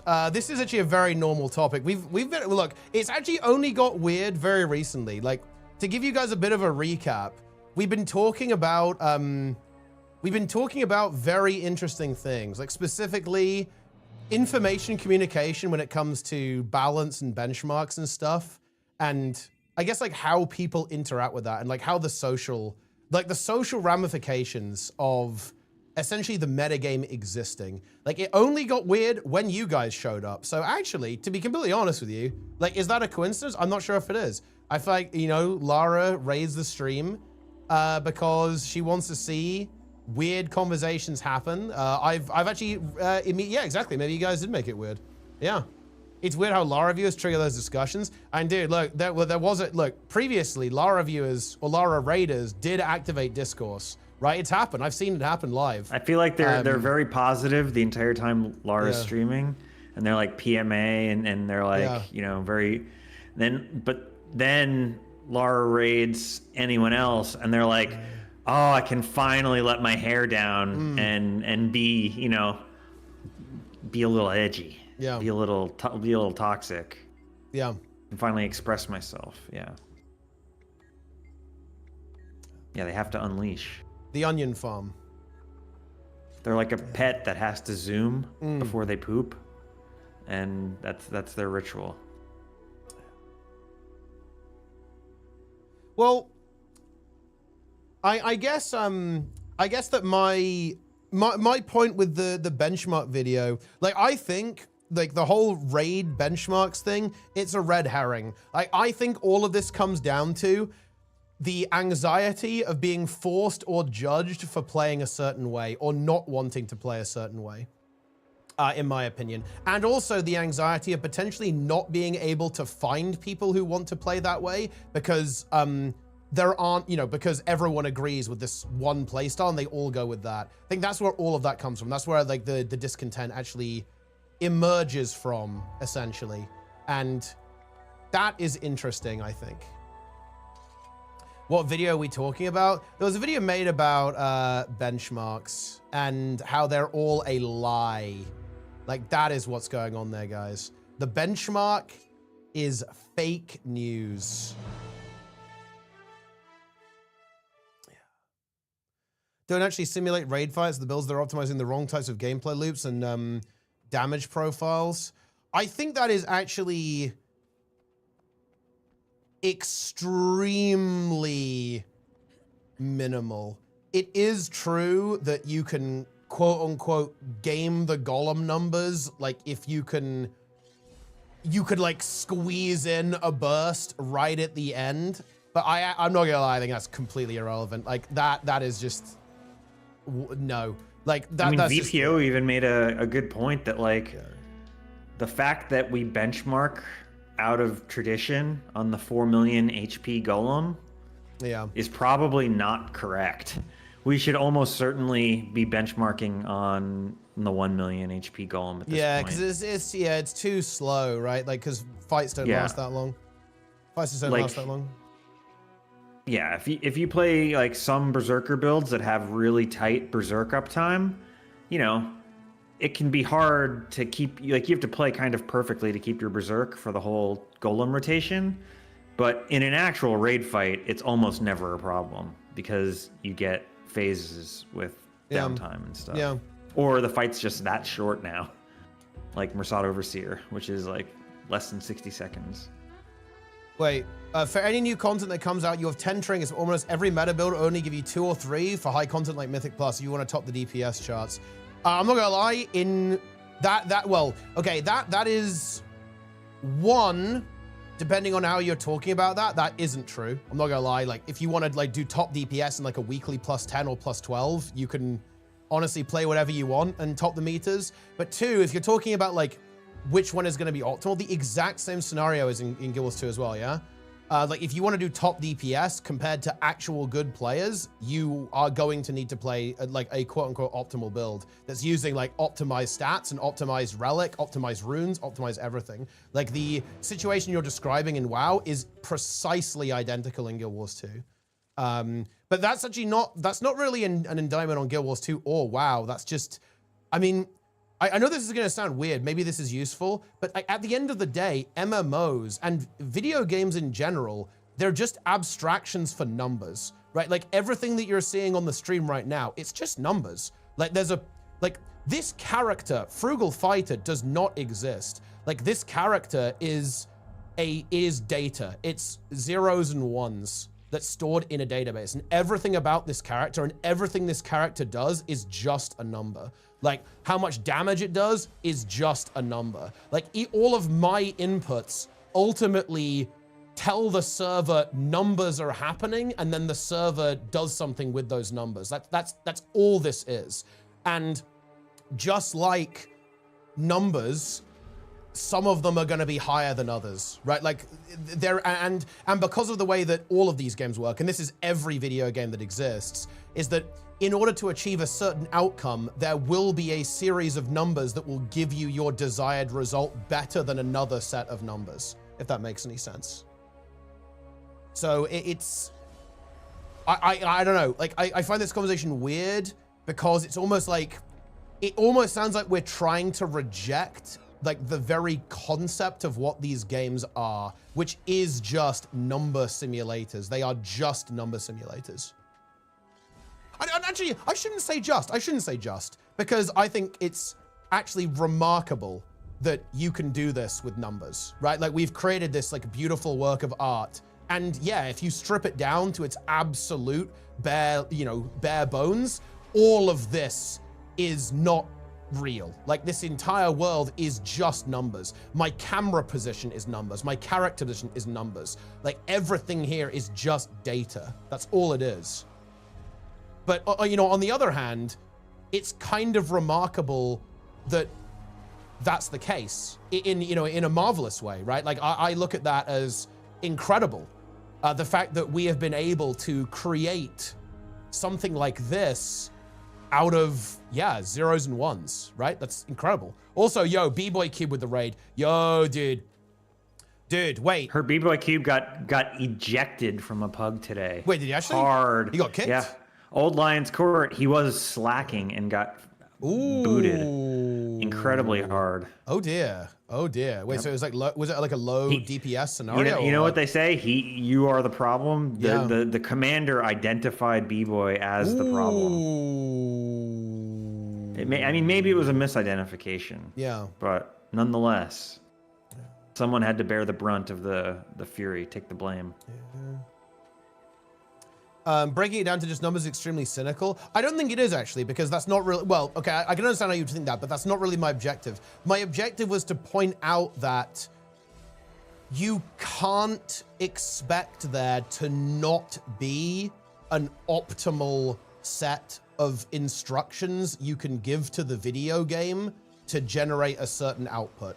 Like, do you think people want, like, my sword does 10 damage and it makes fireballs, and your staff does 10 damage but it makes snowballs, and they're totally equal, and you just pick the one you want based on what particle effect you want? Yeah. Is that what people want?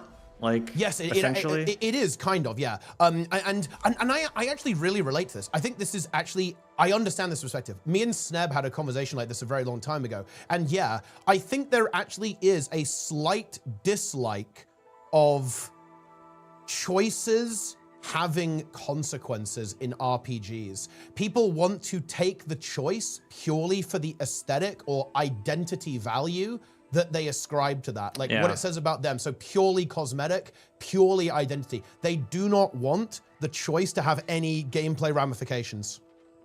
But I think that's actually a poison pill. I think that's a mistake, because if you took that away, I feel like you'd really miss that, right? Even people who want that, it's almost a little presumptuous to say that, but I think you know what I mean, right? I think that, that is a poison pill. You don't actually want that, I think. Yeah. And I think that the people that would want something like that think that the trickle down result of that will be, well, everyone's equal. So everyone performs the same well, but yeah, of course that would never happen. But then you'll find, but they will be in for a rude awakening when they find out that the good players are still doing significantly more damage than them, even in that scenario. Yeah. And also it ultimately makes every choice meaningless as well, because you're not actually choosing anything really. Like, it's the exact same thing except outside of the cosmetic. It makes it like very meaningless. Why give the players choice if you can't use it? Well, that's a very, very good point, because you can, right? You can. Like, what is preventing you from making that choice now, I guess, would be like what I would say to that. Like, I would say it's nothing, right? Like, if you're saying that like a certain play style is like massively underperforming, let's say it's like 90% worse than the other, then I think you have like a really good grievance there. And I think that's like something that should be resolved. Like, I'm very much of the opinion that as many play styles as possible should generate like a good result, but you can't expect every play style to generate an optimal result. Guild Wars 1, perfect example. Guild Wars 1 is a perfect example, actually, because there is such a wide range of power in that game. I feel like Guild Wars 1 is incredibly extreme in this regard. Like, the difference between like a crappy build in Guild Wars 1 and like a meta build is literally the difference between being an immortal god capable of soloing part of an elite dungeon without even like dropping below 50% HP and like having like a 4-hour clear of that same elite area, right? Or potentially even wiping and getting kicked out. Like, yeah, Guild Wars 1 has a lot of build diversity, but don't forget, guys. Also, the meta is incredibly strict in Guild Wars 1 too. Like, if someone goes, okay, Shards of Ore speed clear forming, and you show up on like some like whammo homebrew, I mean, you're instantly getting kicked. Like, no question about it. Like, the meta is like diamond hard in that game. So yeah, I guess there's like a little bit. I guess like my response here is that there's almost like a little bit of mismatched expectations here. Like, it is not realistic to expect every single build to perform at the same level. I think it's reasonable that the devs should make them perform within about 20%-ish, right? Maybe even 10% if we want to be a little bit more strict. But it's not realistic to ask for anything more than that. And also, moreover, actually, aside from now, because obviously like stuff's really out of whack at the start of the expansion, I would argue that that is in fact the case. Like right now, if you play any elite spec in Guild Wars 2, anyone you want, it will perform pretty damn well if you play it correctly. And weirdly enough, I think that's actually pretty true even in PvP and World versus World. World versus World a little bit less so, because I actually think, you know, because of the way that that game mode plays, the metagame can be stricter even than PvP and PvE, I think. But in PvE and PvP, yeah, like Zintrax is a warrior main, and he performs extremely well, very consistently. I don't know if he's played enough games to be on the leaderboard as of right now, but yeah, Warrior is not very good right now, but he performs consistently very well and is a highly rated player all the time. Like, despite the fact that Warrior is underpowered in PvP. Same with Goku. Goku literally came third in the Masters of the Arena, which is a global PvP tournament. He's a Warrior main, and Warrior is not that good right now, even including Paragon. I don't think Paragon is like mega strong currently. And he was able to basically beat every single team. Why? Because the meta is a lot closer together than people think it is. Like, people have this idea that, oh, if your spec is like 10% worse, it's like unplayable garbage. But that's just not the case. Yeah, I don't know. It's just not the case. Yeah.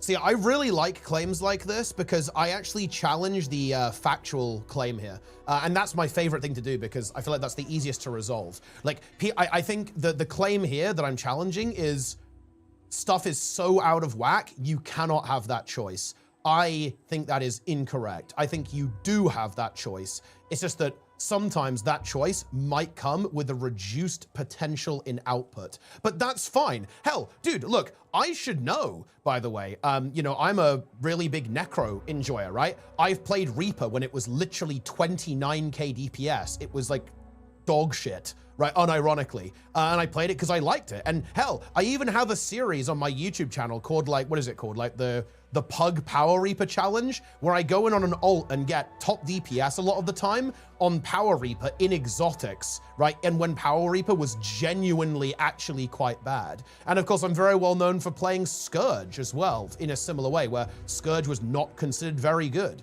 in the game, and I played it anyway. So yeah, I've kind of been there, done that on that. So yeah, I actually think I do have like a pretty good ground to say this is not true about these games. If you want to play well, and you want to play any other build, you can do that. And funnily enough, by the way, I think a really good example of this is absolutely Mythic Plus in World of Warcraft.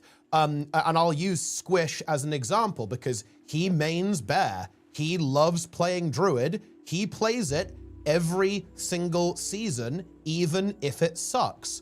And you know what? He's an excellent player. So guess what?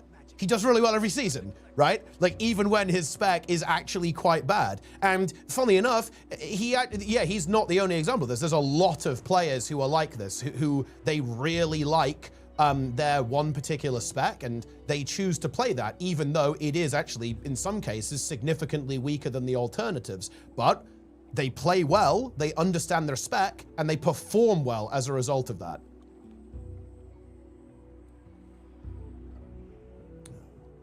So yeah, I don't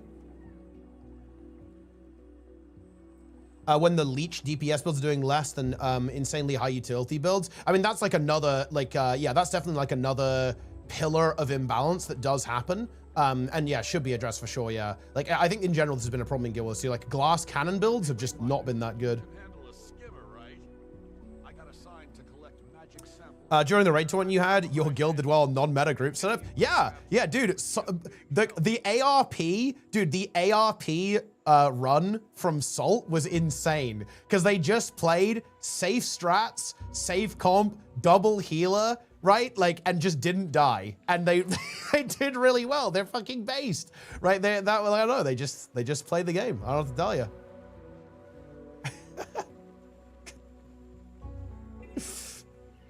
Yeah.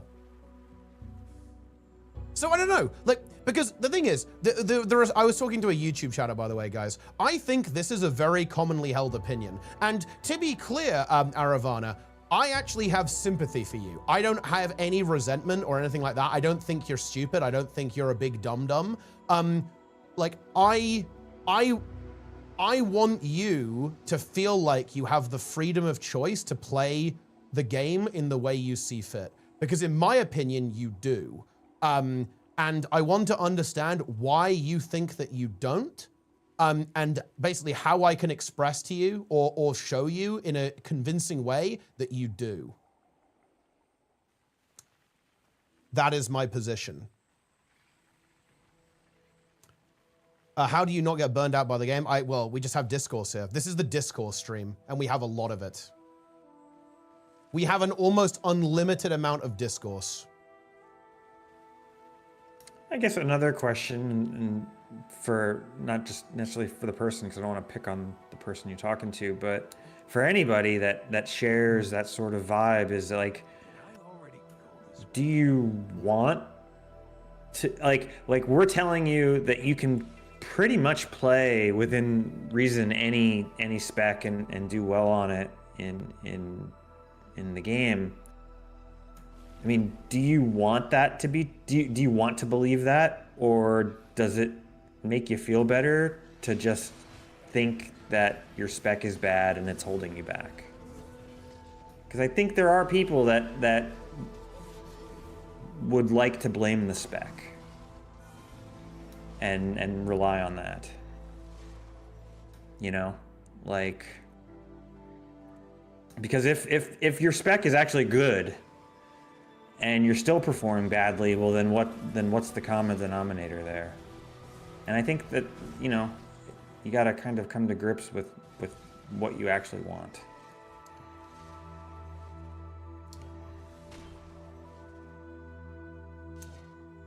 There's been lots of topics generated over this last year, plenty to discuss. I love how, this is something that I actually do love about this chat in particular. I feel like we have a weirdly esoteric or almost like sus way of expressing things sometimes. It's like, like very mysterious and like almost like slightly sinister. Like about the way we talk about stuff. It's very funny to me. I do like it a lot. Yeah, I mean, look, this is a great quote here from American Psycho. It's here. Very good. We love to see that. One might say cryptic. Yeah, I would say cryptic. I absolutely would say cryptic.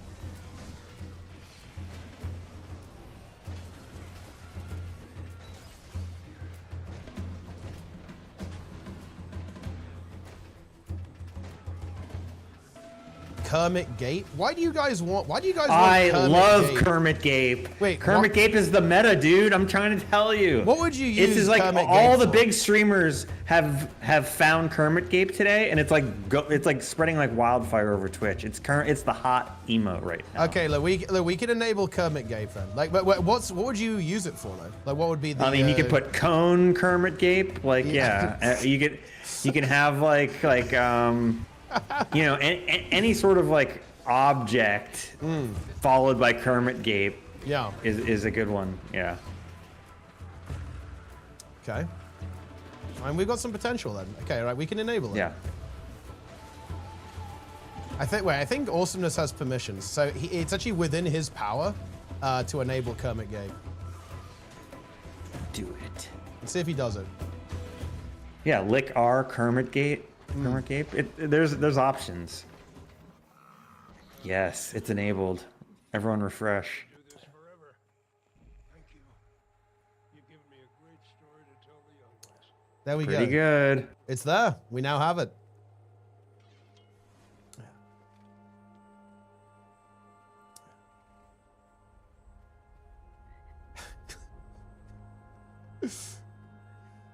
What do you think about Wing 8?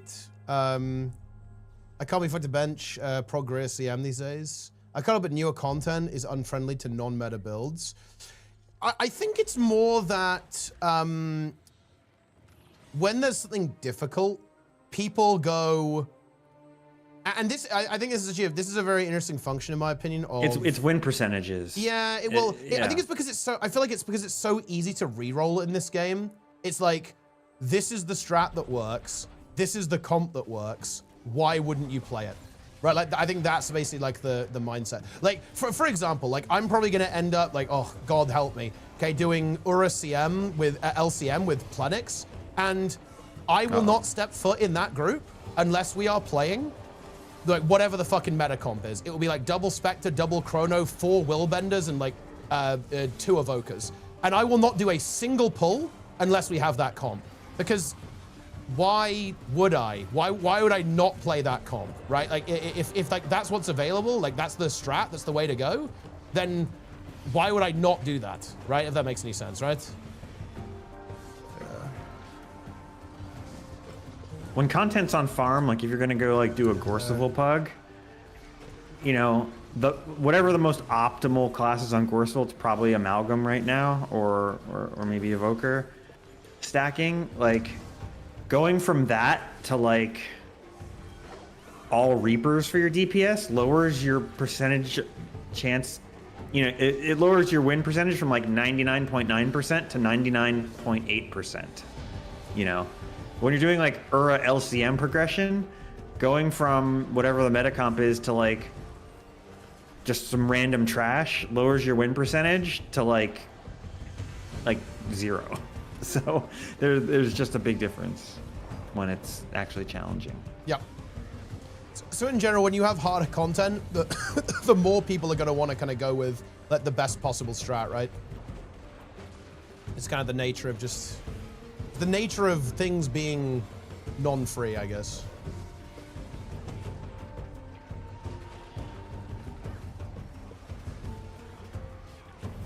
Kermit Gabe. Look, is ArenaNet Guild Wars 2 channel on Twitch gonna enable that? Like, is that banned? I wish that they would enable summer modes. Like, I think there's actually some potential. Like, I think summer modes could be enabled. I see some possibility of that.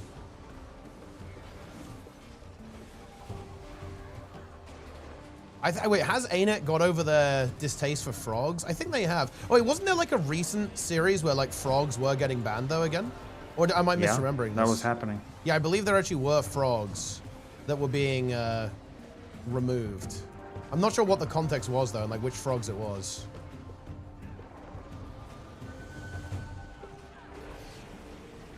You know which frogs. Wait, which frogs was it? Actually, it was kind of like anything. Like it was like OS frog. Oh yeah.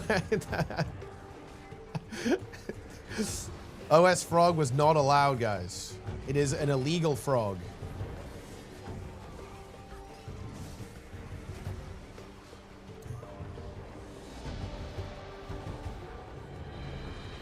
I do feel like it's not even the frog. It's just like at this point, like if you like just like post like if you posted like a green snake, you'd probably get banned. Like green might be banned.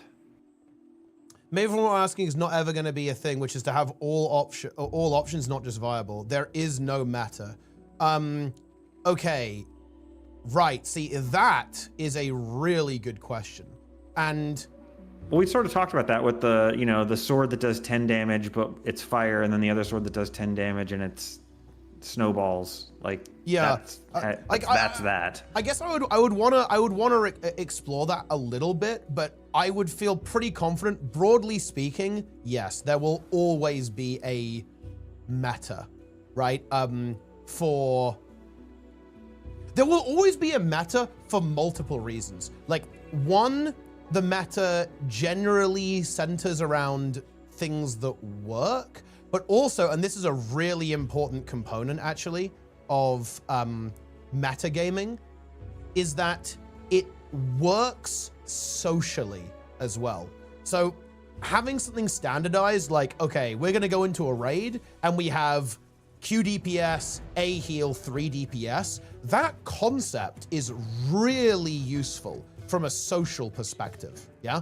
Because that makes forming groups really easy, if that makes any sense, right? That's like a good thing. And this actually goes with strategies as well.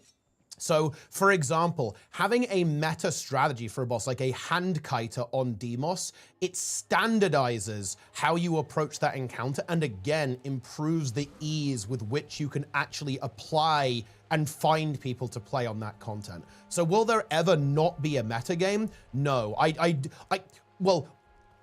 know I actually should make a harder claim here. I do not think that is possible. I think no matter what, there will always be a, this is the strat that we think is the best, right? Now, that can change, and in fact, the metagame can be wrong. The example I love to give about this is actually Master of the Arena 1. This was amazing. So in Master of the Arena 1, NA was very of the opinion that Firebrand in PvP was meta, right? And that Tempest wasn't as good. But EU thought Tempest was the way to go. And more specifically, that Grenade Hollowsmith was actually a really powerful DPS build. And NA was playing more of a brawler style build. And how do we resolve that? How do we resolve that conflict? Simple, you put them up against each other. And it turns out that in this particular instance, NA was correct.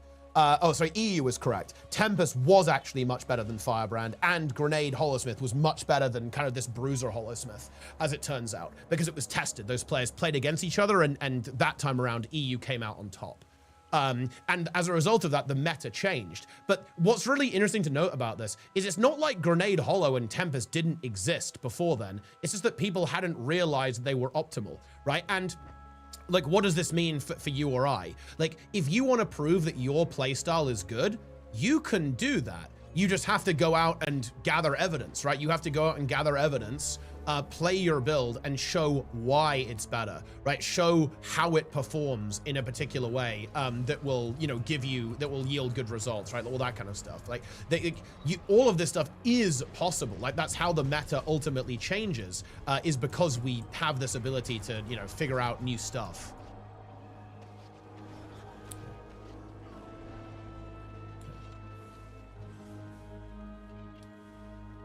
But yeah, at the end of the day, there will always be an optimal strategy, or indeed a strategy that people go with. Because in general, actually, you know what's really interesting? This is where things get really complicated, actually, is that metagaming isn't always about optimal either. It's usually about convenience too. For example, the optimal strategy might just not be realistic for most players. And this is true, especially I feel like in PvP games. Like, there are certain strategies that aren't necessarily very good at entry level, but they become incredibly dominant at high level play because they require, a lot of skill to correctly execute. And that means that you can have this really interesting scenario where the metagame can look very radically different at different levels of gameplay and in different environments, which adds another layer to like this really interesting conversation as well.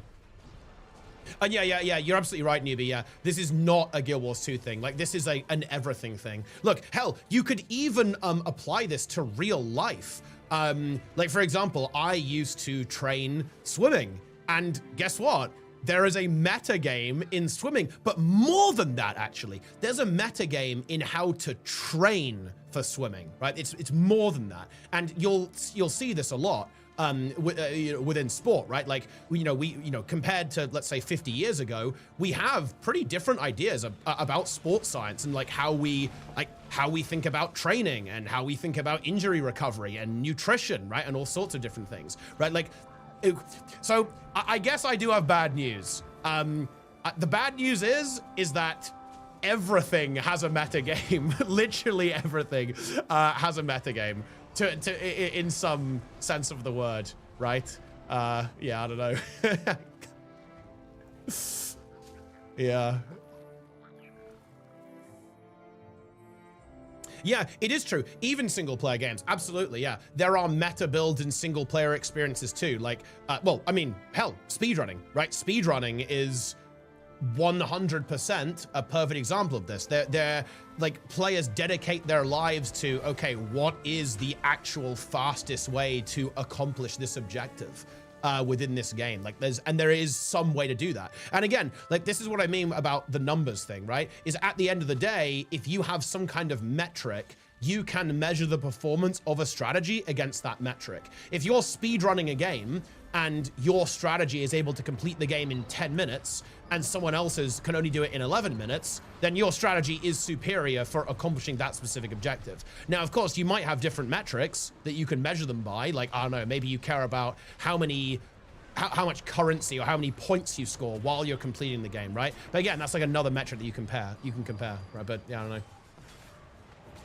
More athletic people do better at sports and going to Mike Israel's PhD. That is a really fucking funny drama, by the way. Oh, I've honestly not followed that discourse at all, so I don't know what it's about. But I do know, like my bias is that, like, I think he's a smart guy. You know, generally, I like, you know, compared to, like, you know, say like a Greg Doucette video, I think you're going to get better info from a Mike Israel video, just, you know, to compare the two. And I do think that there's, you know, certain people that, you know, are going to have it out for him regardless. But yeah, maybe I mean, his PhD was a piece of shit. Who knows? His PhD was apparently pretty scuffed. That's what it looks like. But there's quite a few people that, I mean, heck, there's plenty of people on YouTube who just call themselves doctor and haven't written any PhD. It's true. So they're like, you know, like a doctor of like religion or something that they got from the mail. And they call themselves doctor. Yeah. So I mean, yeah, like metagames is really interesting. Like, and yeah, this topic I really like. I really enjoy this topic, guys. I find it interesting, and I hope it hasn't come across as me like trying. I have tried to be pretty direct and to push the point a little bit and to get people to respond. But I do hope that everyone realizes, especially people who maybe disagree with me, that I actually don't have any like negative feeling towards people who dislike this, because the way that I typically interpret these conversations is that it's kind of like, it's my job to communicate these ideas to you guys. And if there's some kind of confusion going on, then I should just do a better job communicating, right? And I want to help people like have fun and play the game that they want to. And I actually really dislike the idea. It makes me very sad that anyone would feel that they can't do that, because I really think you can. I really think that, honestly, in most games, I'm sure there are exceptions to this, like I have no doubt about that, of course. In most situations, I think you do have a lot of freedom with how you'd like to approach the game, right? Like a lot more than perhaps people think. And, you know, yeah, it makes me really sad that people might have some anxiety or indeed some like negative feelings about not being able to play the game in a certain way, because, well, I'm of the opinion that you can.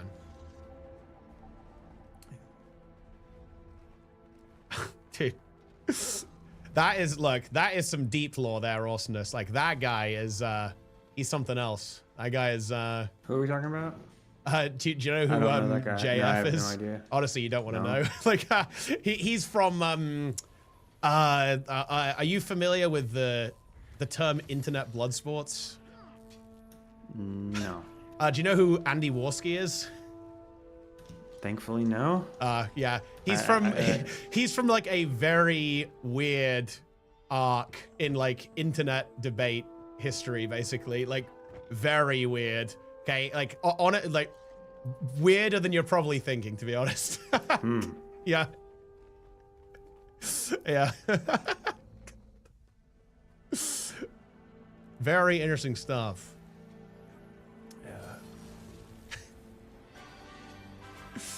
Yeah, I don't know, but to go back to the metagame, go to like the metagame stuff. Yeah, I don't know. Basically, if you want to play a certain build, you should do it. There you go. That's my take. And it will probably work out as long as you like vaguely know what you're doing.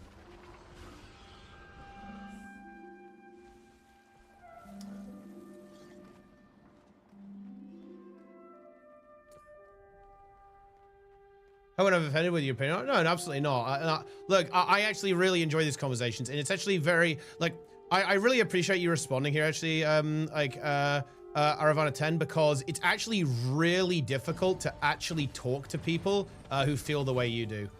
It's very rare to actually be able to have a dialogue with that. So I can, because I want to understand your position, basically. Like, I want to understand what you think and also why you think what you think, so that I can communicate with you. Because if I'm of the opinion that if I don't understand what you're actually saying and why you're saying it, then I'm not going to be capable of responding to you in a meaningful way. So I actually really appreciate the conversation. It is very useful for me because I'm a big communication enjoyer, and I think that this is, look, for what it's worth, I do actually kind of agree that the communication around this issue could be a lot better. I think there are things we could do to explain this in a better way and make it like more obvious that you have a lot of freedom with how you want to approach the game. I guess what I would actually ask you, if you have maybe time for one more question, is what could we do? Like what is something that I could do that you think would help the perception of the metagame in general and the amount of freedom that players have within any game, actually, but I guess we're in Guild Wars 2, so we could talk about Guild Wars 2. Like, yeah, I guess I would ask, what would you want me to do? Like, if I do anything, if I, could be bothered to get off my ass and do something.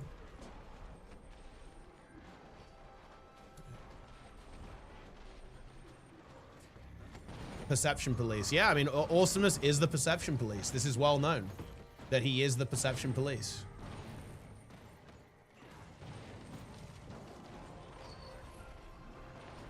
We are all the perception police here, guys. Did people Detective Kermit game? That's a good combo, yeah. Propagate the idea that LFG is not a pro PvE scene in the common sense. That's actually a bit of a tricky one, actually, because like that's both true and false at the same time. Describing the LFG is actually a topic of a little bit of nuance, in my opinion, because the PvE scene in Guild Wars 2 is like very mature, in the sense that there's a lot of people at the top and a lot of people who've never done it, but there isn't like this influx, right? So this is the problem. Let me get back to paint yet again. Like a healthy PvE scene looks like this. It's like a nice pointy triangle, right? And you've got your 3 levels. You've got noobs, okay? You've got your mid-core here. You've got mid-core and you've got the sweats. So you've got like sweats up here, right? That's fucking terrible, okay? You got like the sweats. But the problem is that Guild Wars 2 just doesn't have this part. Like Guild Wars 2 has like a bunch of sweats at the top and it has a bunch of noobs at the bottom, but it actually doesn't really, it has like a tiny little sliver, right? Of mid-core players. And this is bad. This is like really bad. So it's like, again, it's like, the LFG question in Guild Wars 2 is like very nuanced, because the LFG is kind of annoying to use for newer players, because there aren't that many groups for noobs, right? There are not that many groups for noobs, and there are not that many groups for midcore. Like what you're gonna see is that when groups get made on the LFG, quite often they're leaning in the sweaty direction. They're farm raids, right? They're not progression raiding or learning experiences. They're farm raids. That's what the LFG gets used by. I feel like the Fractal LFG also exhibits this. It's very similar. I think, again, it's the same thing. There's a lot of people who are sweats who've been doing fractals for years, loads of noobs, but not a lot in the middle. There's no way to climb the ladder, basically. Is that much different in retail WoW, though? Yes, it is extremely different in retail WoW. I would say is even more elitist than raids. It is, yeah. It is to get into. Yeah. Like raids, you'll see wings going up all day, at least on EU, that are like wing 3, know what you're doing. Or, like not saying like, you can't, they're not putting like kill proof requirements. I mean, you'll see some with kill proof, but if you didn't have any kill proof, you could still get into groups pretty easily and get the clears done. But with fractals, if it's like T4 dailies plus CMs or whatever, and you don't have 30,000 UFE, you are not getting into a good group. You're going to be in a group of real bad players, and it's going to go bad. Fractals is much harder, and I think a lot of that is because Fractals is so much movement based, and like and there's so many little things that you have to know There's a lot to of tech, do. right? Like lots of yeah, tech. like you have to know to GG right here, and then respawn and run to this thing, and then go in real quick and don't wait. You know, like, and if you fuck that up, people are gonna be like, oh, this guy doesn't have a fucking clue what he's doing. Exactly. And it'll be instantly immediate that you're terrible, and they don't want to play with you.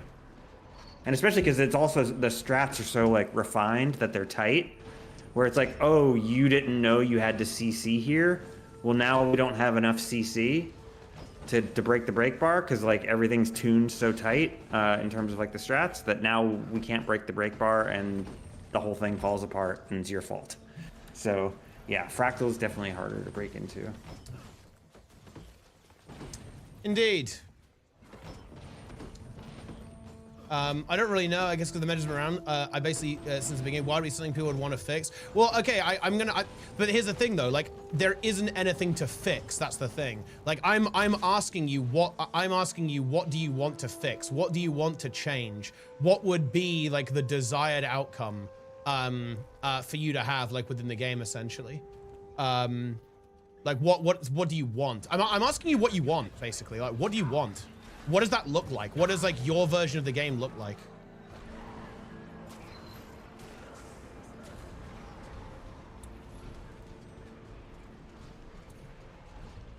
NA has solved this by not asking for KP in general. Yeah, but that isn't the solve. It's actually much worse. Like, the NA LFG is, like, way worse than the EU LFG. Like, NA is, like, way worse for new players than EU. Because at least on EU, there actually are groups, right? Like... Yeah.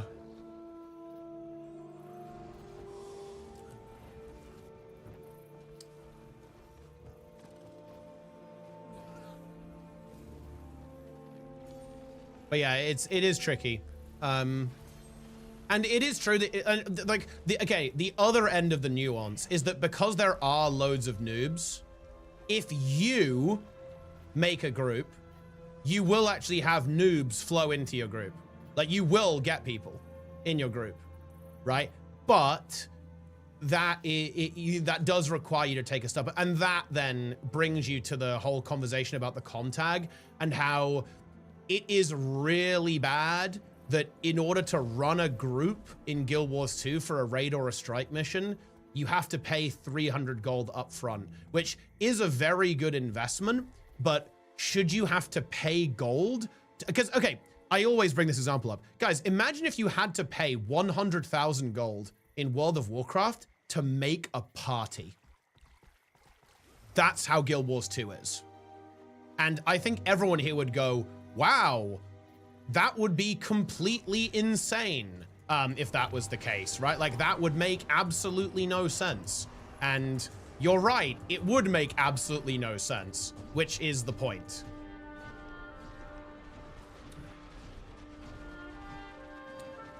It is a bit chicken and egg, Vagabond Jake, yeah. Not once, but to get the ability to, yeah.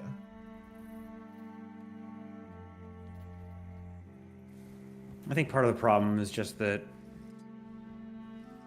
we have, like, the development of the game has sort of, like, the end game we have now is not the end game they envisioned during, 2012 development. And, the end game that we have now is not the end game that they envisioned in 2014 when they were developing even raids for the first time. So it's all sort of been, like, ad hoc. Yeah. And I think WoW probably would have fallen into this problem, except WoW has the resources to where Blizzard could say, we are gonna do a full top to bottom revamp and start, like, the group making system, the way the groups work, the difficulty modes, we're just gonna start over and come up with a coherent, logical system. Whereas with Guild Wars 2, it's kind of been like, well, we can't afford to scrap everything and start over, so we just kind of have to Band-Aid fix forever.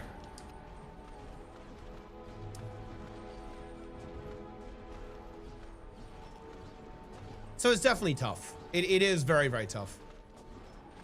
what percentage of players would like to run fractals and CM raids who currently feel that they're unable to? I think it's actually a high amount. Like, I think you'll see Vagabond Jake with quick play. When raid quick play comes in, dude, I think you're gonna see a shit ton of people actually try that. Like, I think you saw that with, because look, bear in mind, I think people are terrified of fractals, right? Which are a joke, which are piss, right? And we saw that with fractal quick play. Like, it was insane how many people were doing fractals. And that's because I think up until that point, like a huge amount of the player base thought even tier 1 fractals were essentially impossible and far too challenging, right? No, challenging isn't the right word. Inaccessible is the correct word. Like, that content was like completely inaccessible. Like, they perceived it to be inaccessible. And people absolutely feel that about raids, yeah, 100%.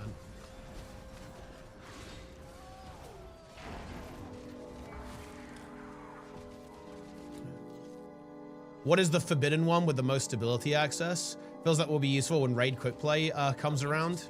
That's a good question, actually. It's probably Luminary. Yeah, it'll be like some kind of, I mean, fire, like Celestial Firebrand will be really good because you have mega stability. I mean, heal Paragon. It's like permastab, right? It's like, yeah, it's like it shits out everything. It's so good. Like, it's so good. As anyone else doing raid quick play, yeah, it's confirmed for QR1. So the patch after the winter break. Yup. And it sounded like it's going to be like a selection of boss. It's not going to be like every raid boss. It's yeah, like it won't be all. A certain selection. They'll be slightly customized, right? With like the Mist Stranger will be helping out again.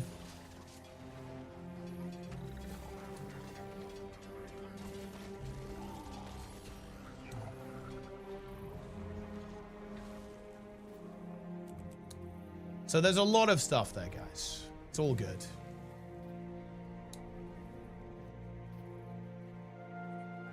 Some are absolutely terrified to join any group. Others join my Wing 6 CMs on core classes without thinking twice base. But that is actually very base to do that.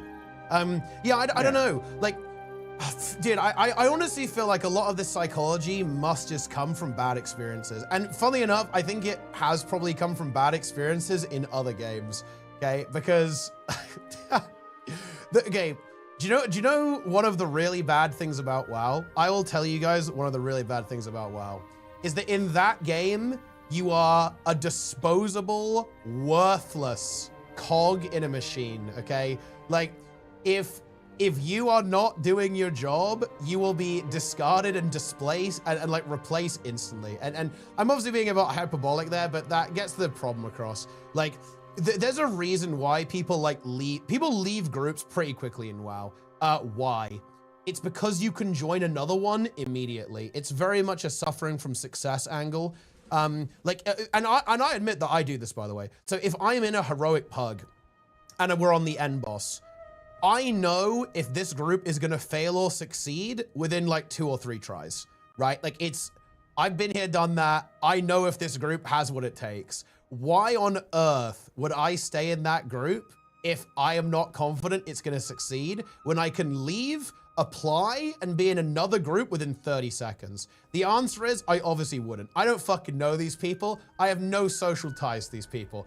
I'm not wasting my time teaching this noob trash how to kill like heroic Dimensius, right? Fuck that. Okay, I want my loot. I want to get my tank trinket or whatever. Okay, I want my vault. I want my crests. Okay. Let's go.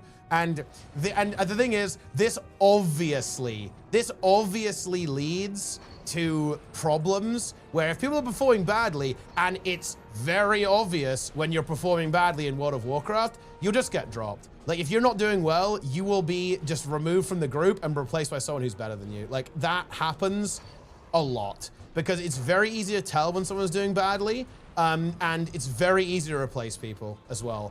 And also there's the other problem is that the game is kind of hard. Like, so you can't really have a lot of dead weight. You can now, obviously, because it's end of season, but start of season, you cannot have dead weight on heroic Dimensius. Like, you just can't.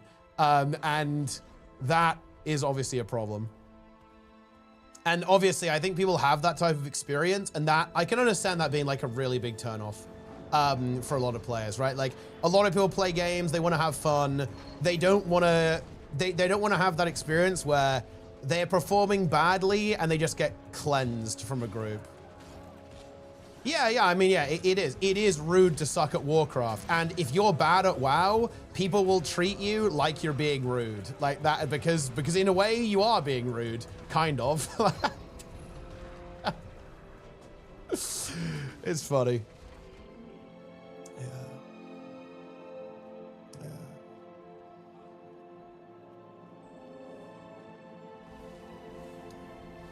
You'll organize a trading run for content?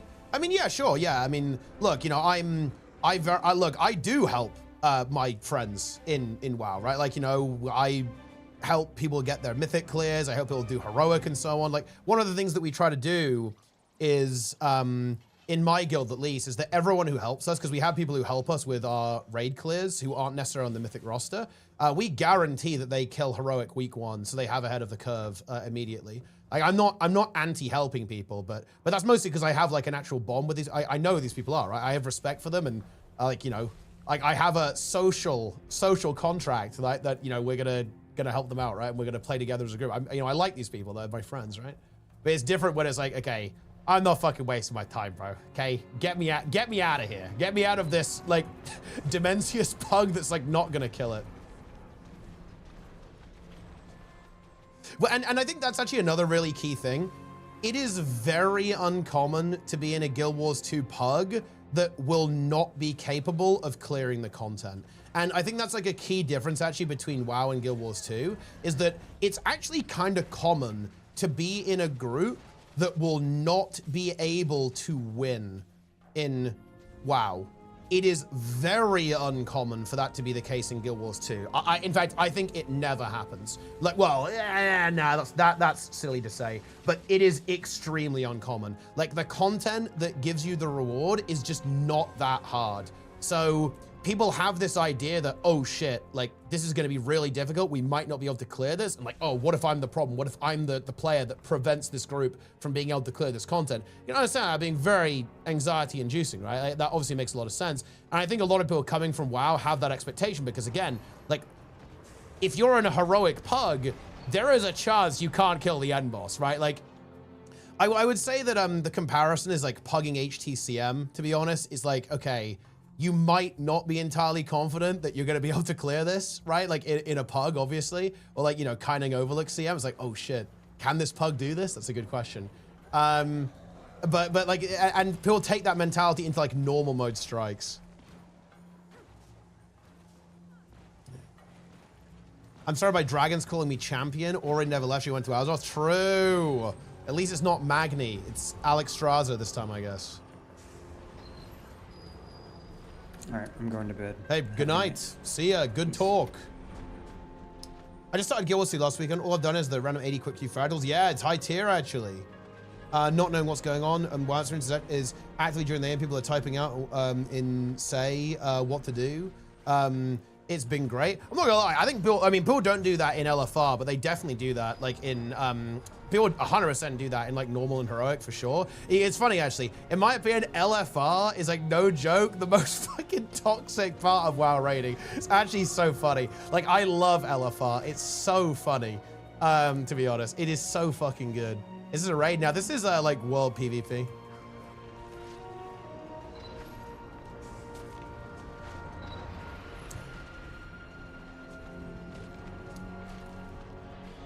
I'm mostly its own world. I don't know enough about Fractal's raids to do those. Well, okay, I guess the weird thing is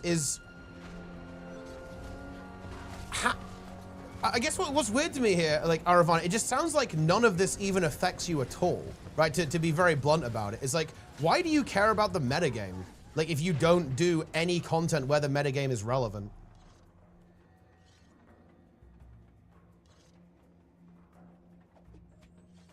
Chosen will ride the tutorial is a bit wacky. I mean, yeah, like, you're going to be off to a bumpy start in WoW because the alternative is making you play through every expansion linearly.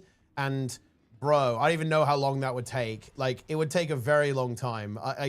I played through BFA. I did more of like a kind of completionist approach with BFA. I did all the side quests and stuff. I think BFA took me like 20 hours to play in total while I was leveling my Magus, right? And I didn't do everything. I didn't do like the follow-up campaigns. That was just like the main story and like the side quests and stuff. Like, and I was obviously like RPing. I was getting quite into it. But it is not viable for Blizz to make you play every expansion like before you get to the game. Like, there's absolutely no shot. Like, that's just not possible, because they'd have to make you play like well over 200 hours before you get to the latest content. Like, that's insane. I know that Final Fantasy does that, but I think that's to the game's detriment. Like, that would like break me. Like, I'm sorry, I'm not playing 200 fucking hours of story before I can like actually play the game. While the early game is kind of easy, it's like almost impossible to die. Unless it's a question mark one-shotting me for some reason. And if you fight one mob at a time, yeah, like you're never gonna die. Especially if you play tank. Like, if you play tank, you can like fight 50 mobs simultaneously. But yeah, I mean, it's open world. It's like very casual Peepo content.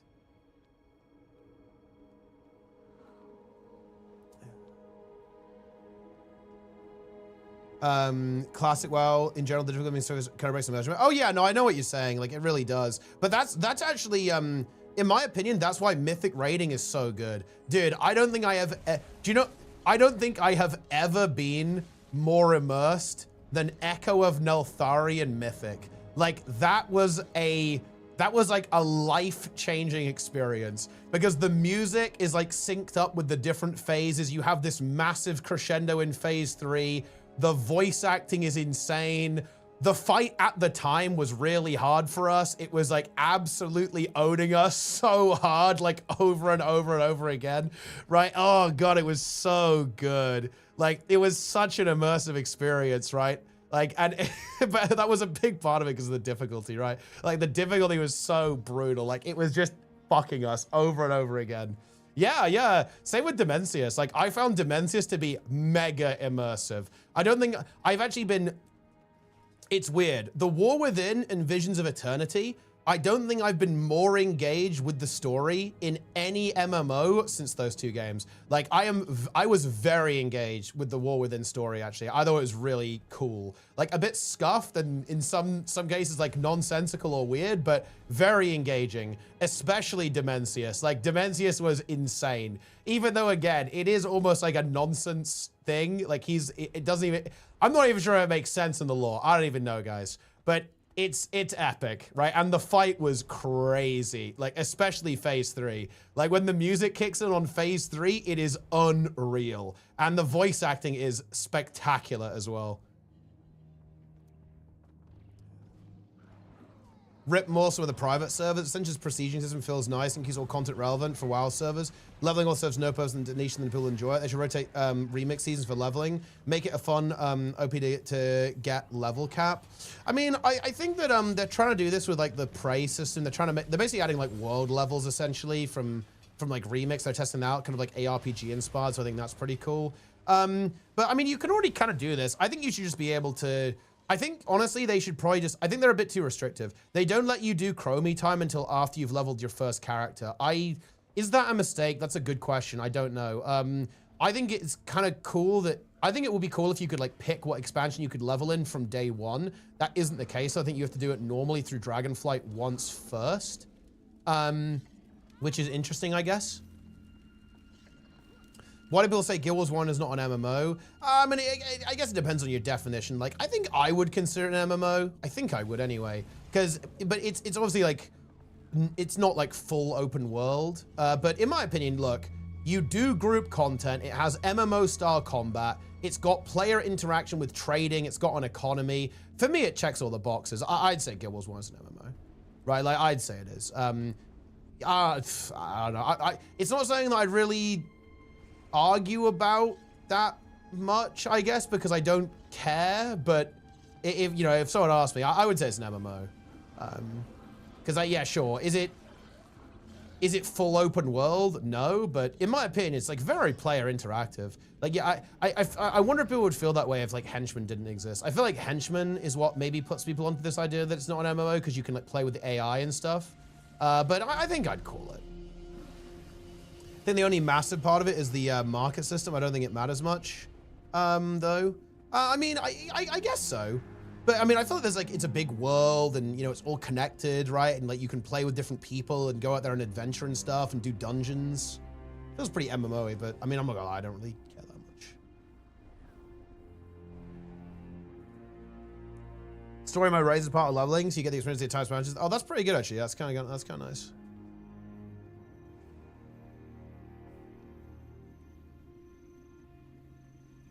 Undermine was peak patch, even though the raid wasn't that good. I mean, the raid was good. It ended on a bit of a fizzle, right? Like if Galliwix had been very difficult, I think the raid would have been really sick. Additionally, I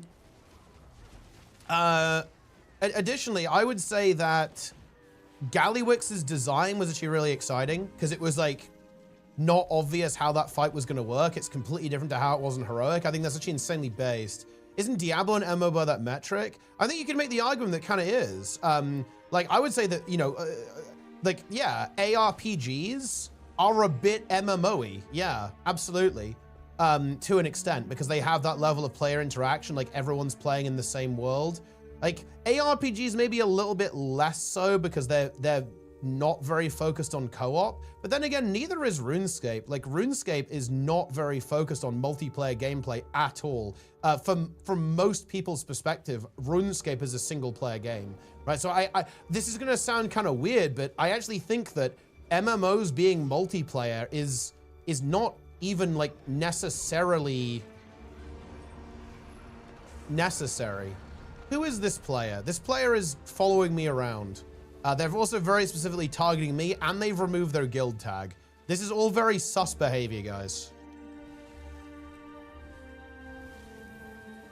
Listen, guys, let me tell you something. Unemployment is one hell of a drug.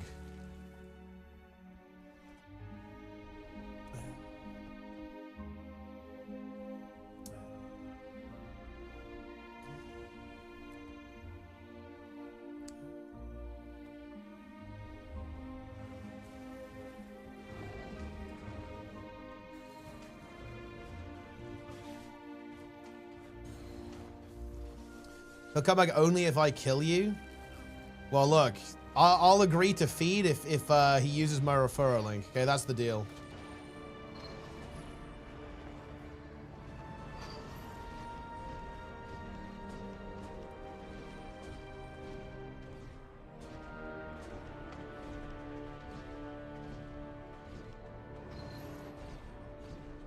It exists in the world with a lot of players with the massively multiplayer part, which you don't get in ARPGs or Guild Wars 1. I mean, maybe. I don't know. Like, I still feel like Guild Wars 1 and to an extent ARPGs are there. I think it is a sliding scale. I feel like it's not like a clear-cut thing. You know what I mean?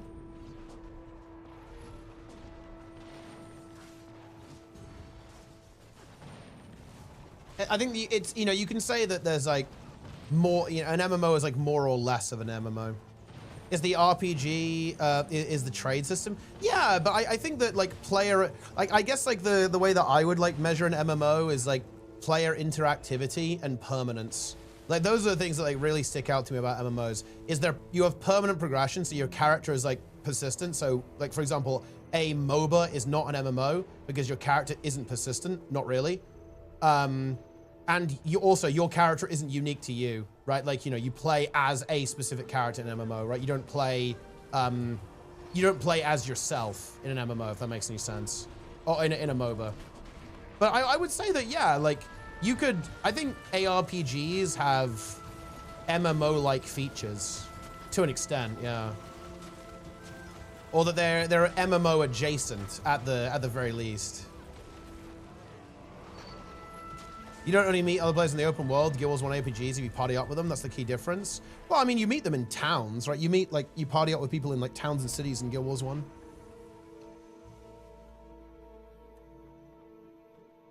I just finished your VOD of USA vs 55. Why isn't Guild Wars CPB much more appreciated? It's mad fun to play and watch. Just, look, if you want the really boring answer, I can tell you. It's just, like, years and years of neglect. And also, if I'm being completely honest with you, massive issues with moderation. Those are the two things that it's been done for. But honestly, those two things are actually the same. Like, look, the situation is as follows, right? At the end of the day, if the players don't give a shit, then it's difficult for oh no. This is bad. We're in trouble. Wait, is bro not gonna jump down? Nice try.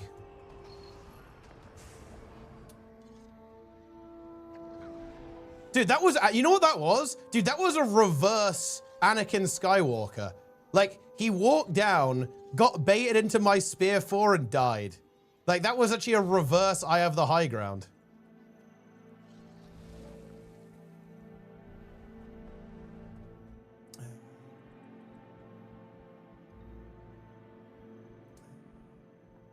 Can never be stretched, like a massive market in Guild Wars 1 makes it more MMO than Diablo 2. Yeah, for sure, yeah. And I'm not familiar with Diablo 2, but I'm familiar a little bit with how ARPGs tend to work, right? And I don't know, yeah, I kind of would say that ARPGs are like a little bit MMO-y, yeah. I think I would. But it's very much a sliding scale. Like, for example, I think some people would say that, like, Guild Wars 2 not having a continuous open world in a way makes it MMO light. And I half agree with that, like, kind of. Like, one thing that I really love about New World is that there's no loading screen, right? Like, and also, there's only one copy of it, right? There's one copy of the world, and you just run through it, right? If you're here, you're here. You're not in a version of here, you're in exactly here. And that's nice. I do actually like that. But again, I think you can't, I wouldn't disqualify Guild Wars 2 from being an MMO. That would be ridiculous in my opinion because of that. Like, it's just like different, right? It's like an MMO in a different way compared to other games.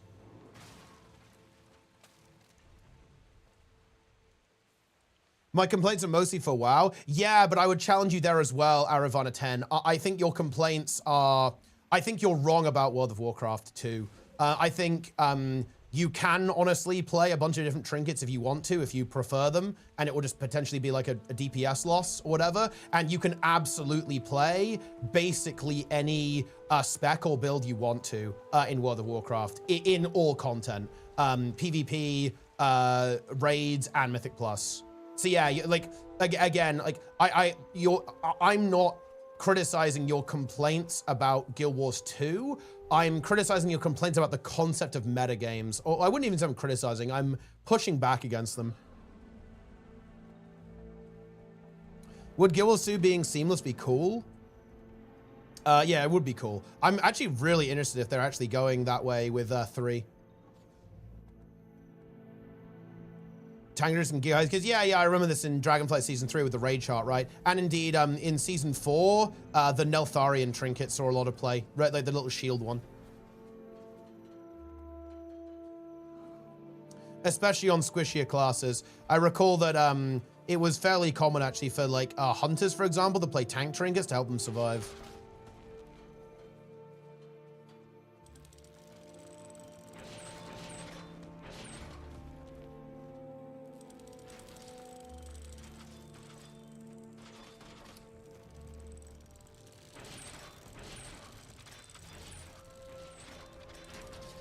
I've been fully disillusioned with the map system, seeing Augury Rock right next to a massive fuck-up rock will destroy my immersion. Yeah, I mean, I think it's interesting. I'm very interested to see if they actually go and take that approach, like how they're going to handle that. I don't know. Like, you know, I could see them sticking with the Guild Wars 2 approach, but I could also see them kind of branching out and going for a more open approach as well, for sure.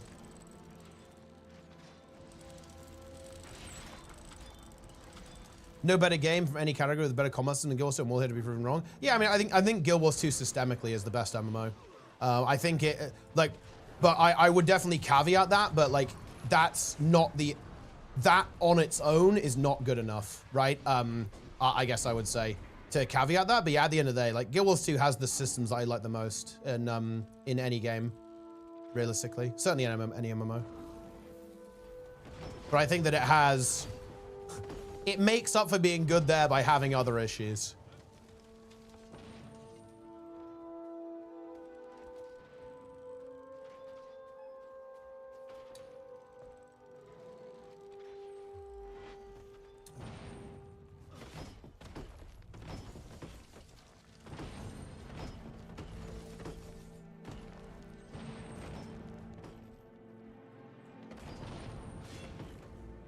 Well, I'm targeted.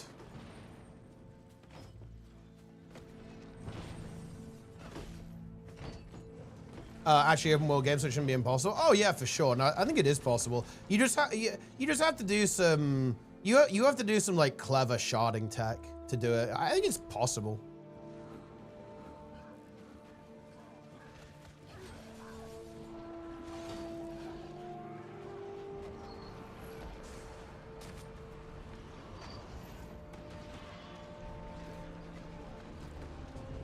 It is doable. But you know what is really interesting, actually? Like, I honestly don't feel as confident in saying that or like making objective statements, because many of you guys might recall Preach, and he actually made a very strong statement on this. Like, he said that Guild Wars 2's combat is really good, but that at the end of the day, retail WoW has the best combat system in the genre. And, you know, interestingly enough, I think that is a fairly common opinion. I don't think that's actually a particularly, like, uncommon opinion to have. Well, that was kind of interesting. Dog take? I mean, can we really say that? Like, some people clearly... Look, it's a weird thing to say when, like, WoW is, like, 20 times bigger than Guild Wars 2. Like, maybe more than that. Like, maybe we're the weird ones, guys. Maybe we're the weirdos.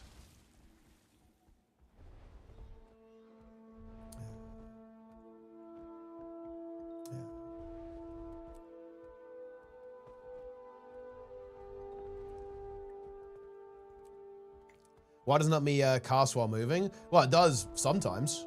And it does if you're a melee. And if you play Fire Mage, and you can be really mobile while playing Arcane Mage. I think that, and Evoker, that I think the only, like, stand and cast casters is basically, like, Shadow Priest and Warlock. Like, you're a turret if you play those two. Less Shadow Priest, actually, because you have a lot of instant cast. But Warlock, you are a little bit of a turret.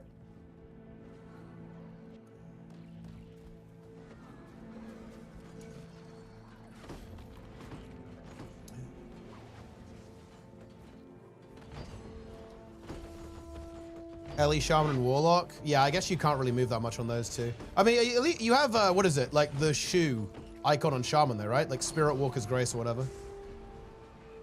Oh, shit. We're under attack.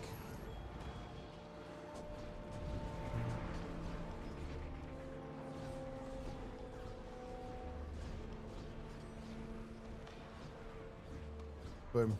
Let's get this guy. Dude, look at my auto attacks!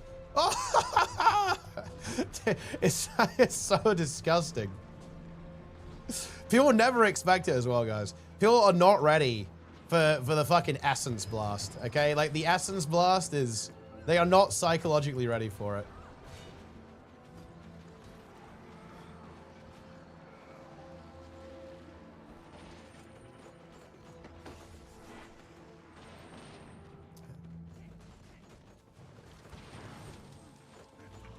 Rit dies of cringe. You like? Do you just want half? Is that what you want, Srax? So you like? Do you really get zero pleasure out of watching me smush these peepos with Ritualist? Like, what is it about it that you don't like? Because a lot of the smushing comes from Harb autos anyway. No, isn't it a lot of you just Harbinger auto people to death? Quite a bit. They get smushed.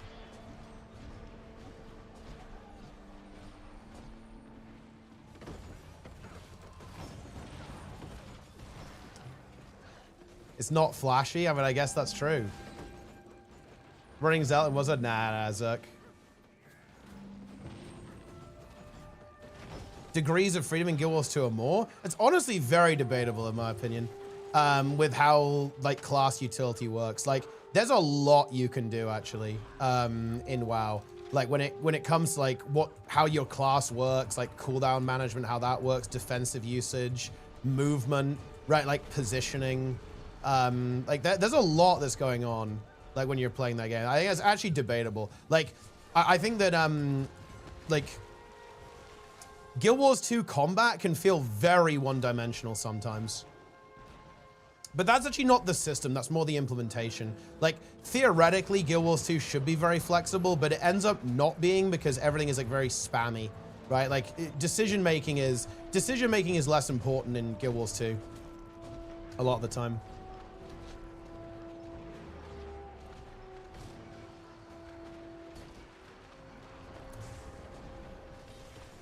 I don't think it's even, like, it is a little bit of the PvE, like, targeted, stuff being targeted in WoW, like, is interesting, I think, compared to everything being AoE, but it's more like everything is just, like, you cycle through abilities in Guild Wars 2, like, you're just cycling, like, all the time, pretty much.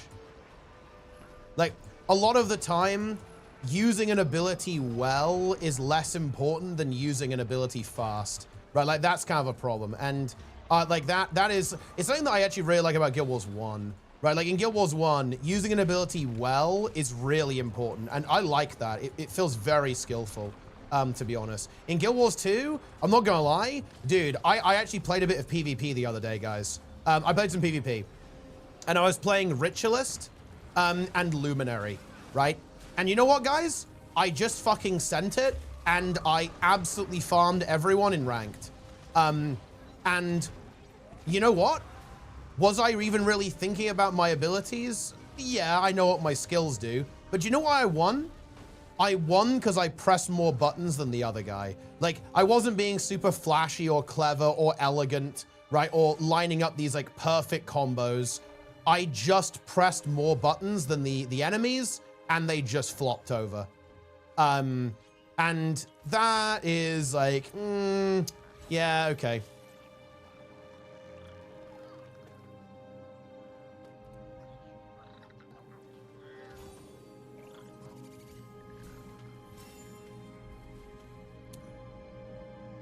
And you know what I noticed is that when I was in ranked, right? The peepos I were up against, they just weren't using skills, right? Like they didn't really fight back, right? They were just like trying to desperately press buttons, but it was too much, and they were overwhelmed.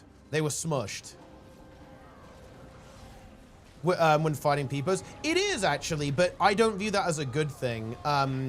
It's why look, you know, like maybe Arakan NW might be excited about this. It's why I love New World, because New World, I think, was all about decision making, and that made the combat more accessible, but also incredibly skillful at the same time, because it really matters in New World when you use your skills and like how you manage your stamina and like what your decision making is on like how you actually use your stuff. It was a lot less about spam. It was a lot more about thoughtful skill usage. You might know this guy, actually. I don't think he actually ended up playing the main game. I don't think he liked it, Arakan. But there was this guy, British guy, actually, called The Duelist. And he would, like, duel people with no gear on and, like, level 2 sword. And he would beat people in, like, endgame gear, at endgame gear, because he was just much better than them and, like, understood the combat system very, very well, right? And that, in my opinion, is a based combat system. Like, when that is possible, that is incredibly high tier. Like, if you can outplay your opponents to that degree, that is the mark of a really good, skill-based, decision-making oriented system. And that's exactly what he was capable of doing. And I like that. I think that, you misled, knew it was time for New World. Oh, never mind. I guess I just assumed that because I was like, oh, this guy's a New World enjoyer. Wait, dude, this guy died off screen. Okay, like,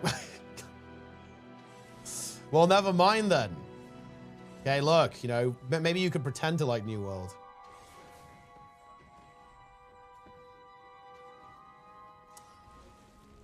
But I do like New World.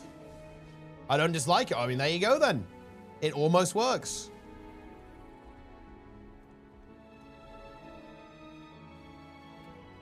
Mix of the buttons and board decisions doesn't feel that much. Yeah, no, I actually know. I know exactly what you're saying. I do think retail also leans a bit too much into the spam. I 100% agree with that. I think it's a criticism I'd give to Guild Wars 2 and retail WoW. Feels like very like mashy sometimes.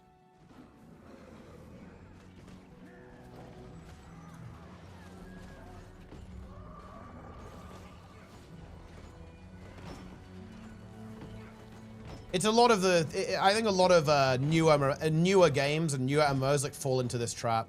I don't think higher APM is better, necessarily.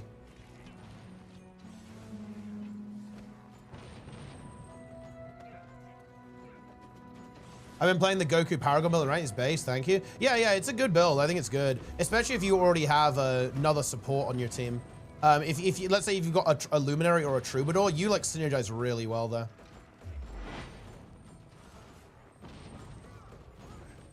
And also if you have classes that like doing 2v2s, like Conduit, with the Paragon can work really well. Or Ritualist, actually, as well.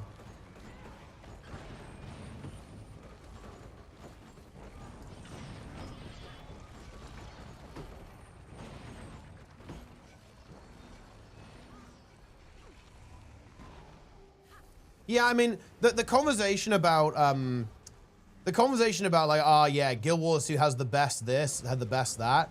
It feels really weird to me. Like, I'm gonna be honest, guys, it comes across a little strange, I think. It's the same thing about vertical progression. Look, let me posit this to you guys. I think everyone here probably prefers horizontal progression to vertical progression, including me. But it's important to recognize that we are actually the minority in that opinion. That is a very hot take, especially in the MMO space, but just in general. Like, most people prefer vertical. And it's not a selling point, actually, for Guild Wars 2. It's entirely the opposite. And most people, like, would view vertical prog in another MMO to be, like, a huge selling point. So just kind of, like, worth noting that, I think, kind of keeping that in mind. But by the way, guys, it doesn't mean that...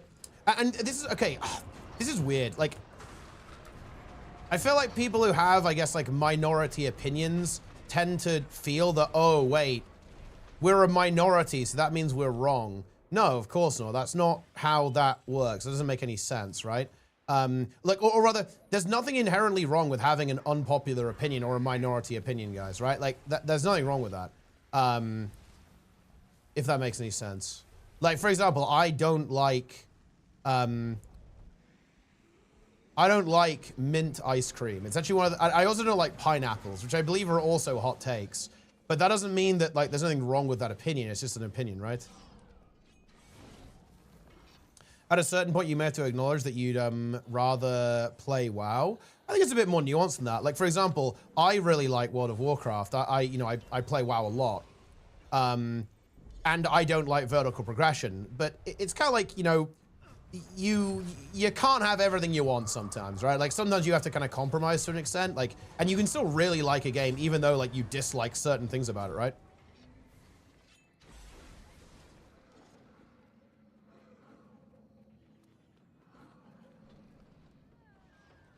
No hindrance to enjoying it. Yeah, that's kind of where I am at, to be honest, Lynn. Like, as long as it's not, like, too annoying, it's like, whatever.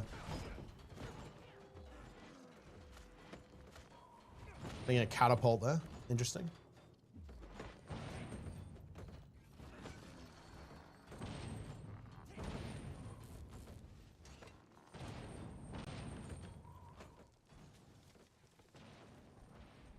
Being Taurus is correct if you run out of content. Yeah, I mean, look, actually, it's very interesting, actually. I seem to recall that we had this exact conversation. Didn't we have this conversation when you started playing the game? Like, how long is it going to take you to beat all of Guild Wars 2 PvE? And I think I did say about 6 months, so I was right. Because, yeah, that's what I would expect. Like, that's how long it takes to, like, fully beat Guild Wars 2. It's about 6 months if you're trying. Which, you know, yeah, that's something. They climb way too quickly. I mean, like, within seasons, I think it's fine, I guess.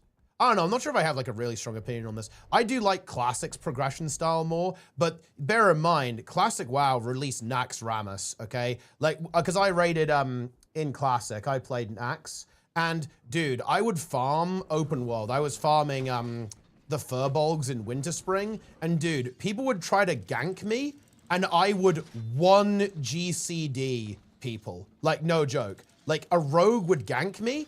I had Thunder Fury and Hungering Cold, which is not even a PvP build, obviously. Like, you know, you want to play two-hander, right? And I was basically playing like just like a basic farming build. And I would 1 global people, right? So, like, it's like, yeah, but also no. Yeah.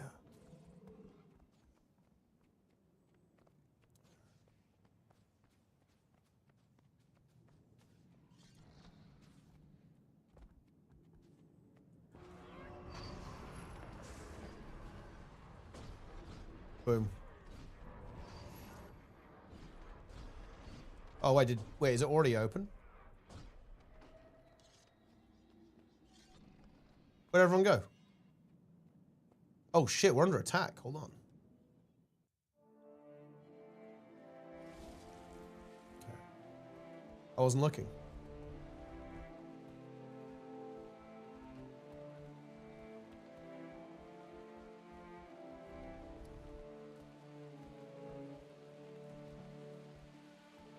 I was not looking.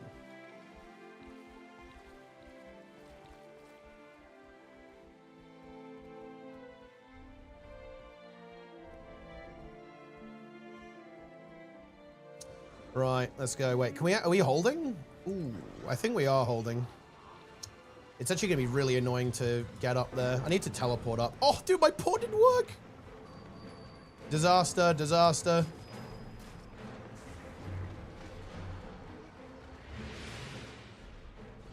We can take this guy out. Me auto attack. We can maybe try and pull people here.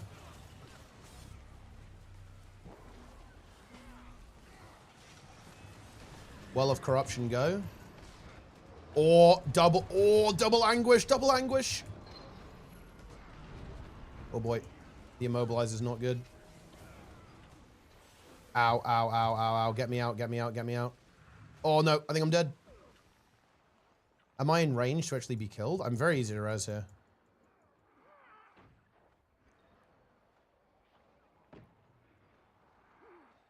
I think this is an easy self-res angle. They're too far away, they can't get me.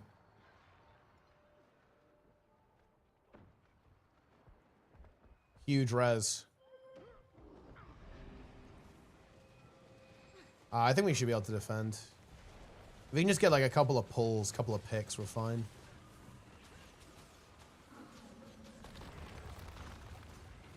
Ooh, I kind of want to go in, man. Oh, we dropped the well on this guy. Both weapon skills down. Get the corrupt.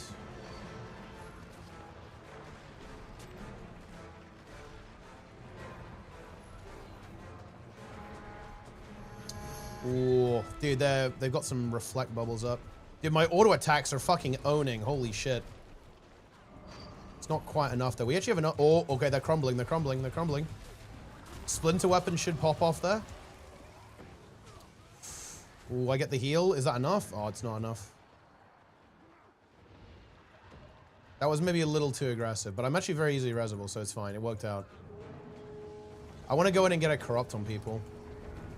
There we go. I need to just break combat. I'm 2 HP.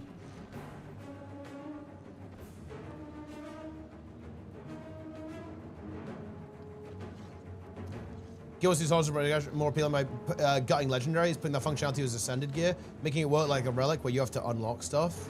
Oh, wait.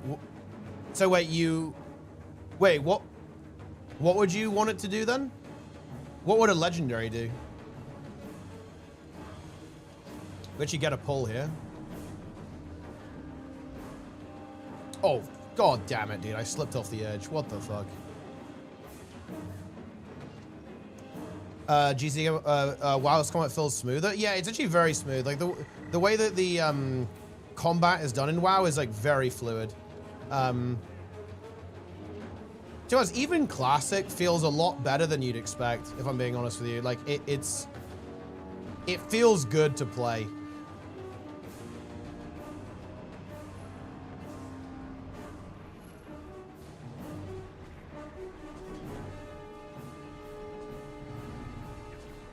Oh, that's actually no port. That's interesting. I kind of wanted to go up there. Oh, we have Dragon Banner as well. They have got some good support, actually, in this group. They are not giving up. There we go. We got the Nightfall on them, though. That's pretty good. I want to get in there with my spear, but that's honestly not very realistic.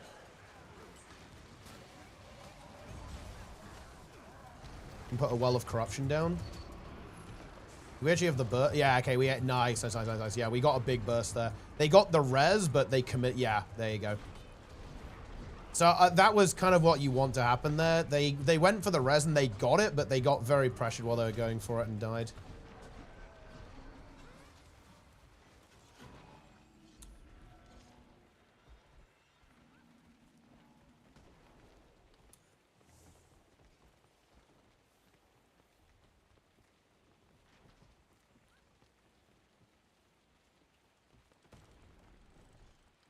Yeah, sure, yeah.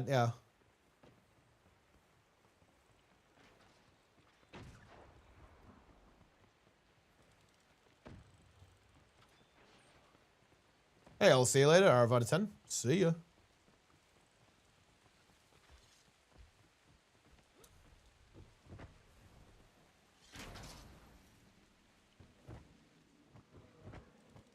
Low core and castle while moving channels versus Penance Gaming. Ah, yeah, Dispraise. Dispraise actually feels very tactile, yeah. That's like a very, very engaging spec to play. I played it a little bit in Season 1 of Dragonflight with Voidweaver. It's very fun to play. Like, the loop there is really good. I haven't played it in Raid, and it plays very differently in Raid to how it does in Mythic Plus. But yeah, no, it feels really good, actually. That is a fun spec. Support Luminary in fights like that? Yeah, for sure. Yeah. Like, I think support Luminary in general is really fun, but like scrappy stuff is definitely good. Like, I like the scrappy fights more than the, like, I'm not actually a really big fan of how, like, you know what I was doing, Jimmy, the other day? I was looking back at some of our old GVGs from HOT and Path of Fire. And you know what was really notable? Oh man, it was so much more scuffed in a way, right? Like, it was way less stacked. Like, people were a bit more like spread out, I guess, in a way, with like how the movement went, and I think that was good. Like, these days, I don't know, it feels too ordered, right? There's like not enough chaos in how these fights play out. I think GVG now, to be fair, actually does have a little bit of that, but like the open world, like the open field world versus world, it feels too structured. There's like not enough like chaos going on in all these fights. Enjoying disc right now and M+ pushing from Keystone Mustard to Keystone here with Oracle, not even Void. Yeah, I think people are playing Oracle right now anyway, right? Oh shit. Yeah, I mean this group is pretty well organized and structured. It's gonna be very difficult for us to actually directly engage. Like, we have to basically do like the same thing and rat them. Like, we can't go in. Like, we won't win if we go into that. Because we don't really have a lot of support. We have DPS, but not support. I can't really do shit here. I almost want to go in and like try and assassinate people a bit. But the thing is, I'm not like fast enough to do that. Kind of a snail. See, this is going to be very difficult. We need to like drop down and yeah, we can maybe try and get some picks here at the back. Core Necro maybe. We got the knock on him. Are there more over here? Oh yeah, there's this guy maybe. Auto attack. Okay, we actually do get this kill.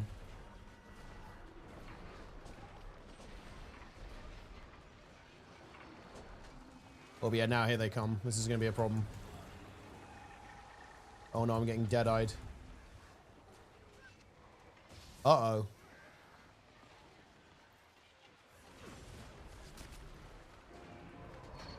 Oh, that might kill him, actually. Yeah, it does. Yep. Oh, he rallies, though. That's quite unfortunate.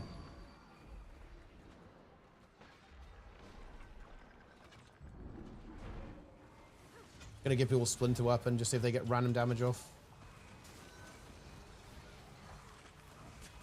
Oh, we actually got a pull on that guy. Let's see if we can cleave him out. I'm actually not sure. Do you even play Nightmare Weapon on Writ in World vs. World? I'm not sure actually what you play. You obviously play Splinter Weapon in Well of Corruption. What's the third skill?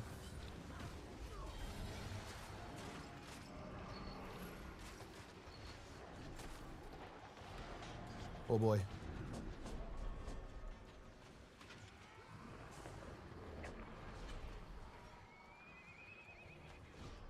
Was actually a downside at the back. Oh, we actually have a couple of downsides.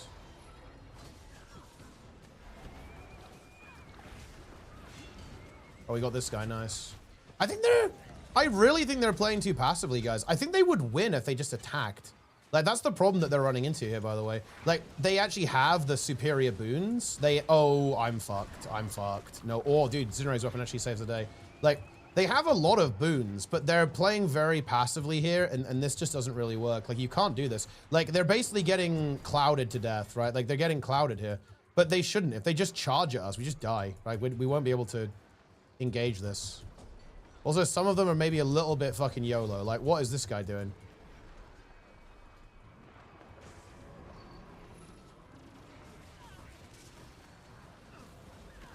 Oh, we got a pull.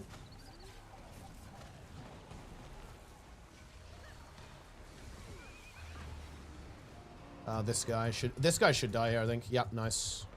Man, Anguish has so much damage. Oh, I think they're going to go for a push now, but again, they're actually not in a good position because we can just like go around the other way. Oh, we can actually res this guy. I actually thought this guy was full dead for a moment, but he's actually just downstate. Oh, okay, let's go for this guy. Oh, this guy's turbo dead. I think he's mobbed. I think he should be downstate actually. Yep. And see, now we're getting to the point where they're actually getting a bit outgunned. They're starting to get outnumbered now. I think they still have a couple more, but it's really not that obvious anymore. They're nearly dead. Oh, I'm 100% going after this. This guy's turbo dead. We can just kill him. He's going for the res, but I have the CC. We can get the druid now as well. Oh, maybe not actually. Using my stun break there that might have been suicide. No.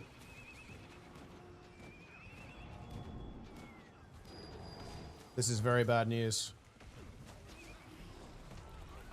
I think I'm incredibly defeated here. I am dead. But actually, I might be resable. We're back. We are so back.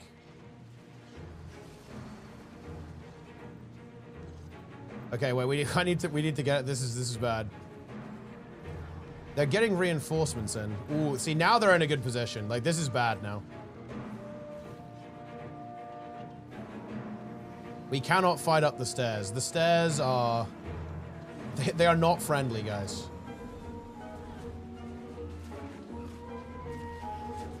Didn't get a pull. That's unfortunate. Oh, this druid actually maybe has... Oh. Dude, that guy thinks I targeted him. No, I didn't mean to do that. I've just got to target someone else quickly. Otherwise, this guy thinks I'm flaming him.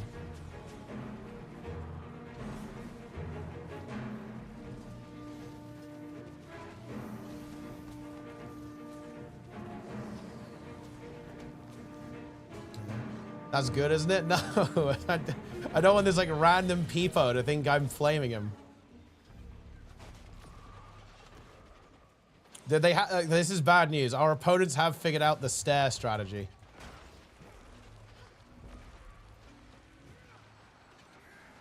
Ooh. Oh, if they go, dude, going for that is potentially very risky. They actually get it. I respect that. That's very based. I think that was us playing too passively, though. Like, they should not have got away with that. Like, them getting away with that is actually crazy. That is crazy work, guys. That res should not have been a thing. Mini Stavatha, that's a good one. Oh boy, this is a get the fuck out moment. Run, lads.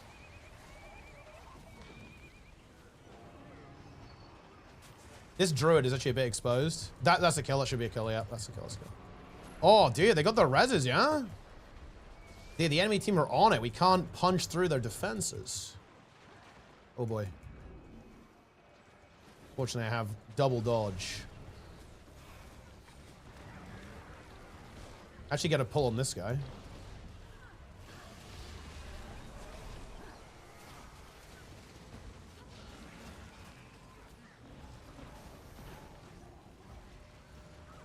Quite a lot of us have died. We're in trouble here, to be honest. Like, we're in big trouble. We don't have enough damage to actually kill them anymore.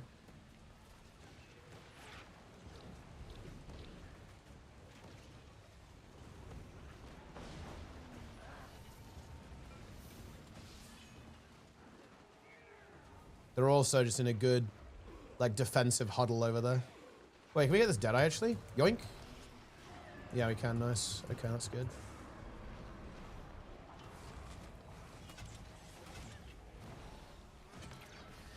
I like how he thought he was safe up there. That's fucking funny. Oh, boy.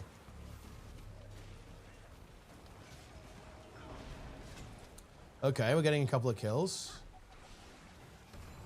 Oh, they're actually letting us up.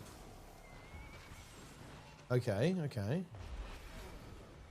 We have reinforcements coming in. Okay, okay, okay, okay, okay. We actually do have a couple of supports as well, so we have a bit of meat. We don't have that much meat. We have like a little bit of meat.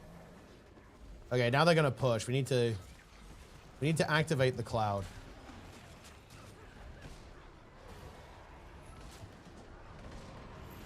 Oh, dude, the projectile block is kind of griefing me. Oh, we actually have this kill.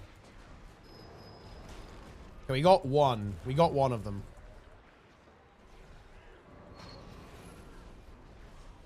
Are any of them like falling down?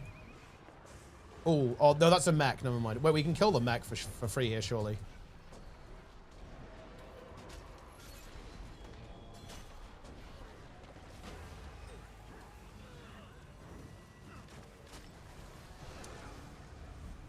My spear is fucking useless.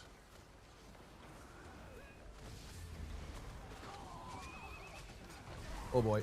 Dude, the MMO, that's not good.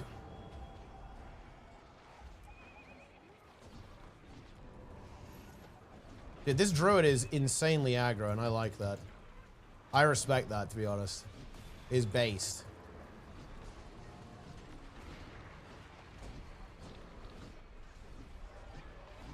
We also have a treb on them, which I will admit is very funny.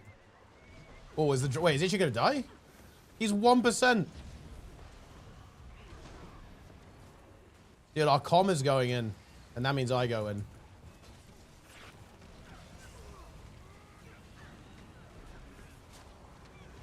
Yoink. Oh, our comm died to falling damage. That means I died to falling damage. Oh, actually, some of them have dropped down. This is actually a big moment. We should just go gank these guys. Oh, kill that fucking luminary. Kill him. Fuck him up. That's big. That is actually really big. We need to confirm that, though. They have res utility.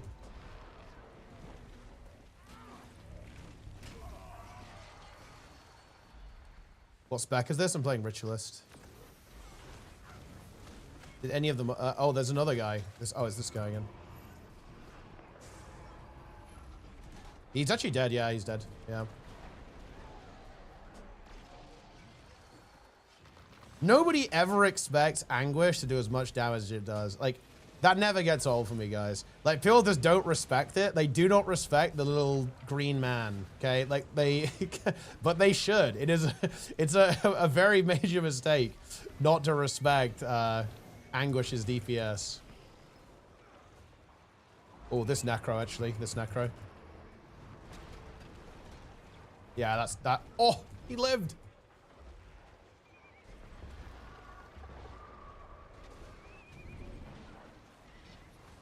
They're actually dropping out. 20 seconds into one, no Connie cleanse, slowly dying. Yeah, I mean, that is a mirage moment. Oh, they've actually been repelled. The tower is ours. Very good. Now well, the thing is, you haven't even played against a conduit yet. Then you have 20 stacks of torment for 20 seconds.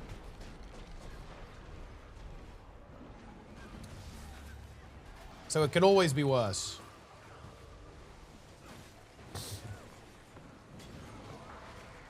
Atonement applies to myself.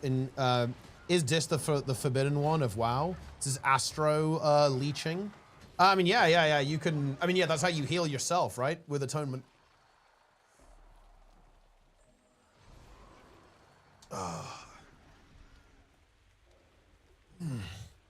It's a cool spec, right? It's a cool spec because you basically lifesteal and heal everyone in your group.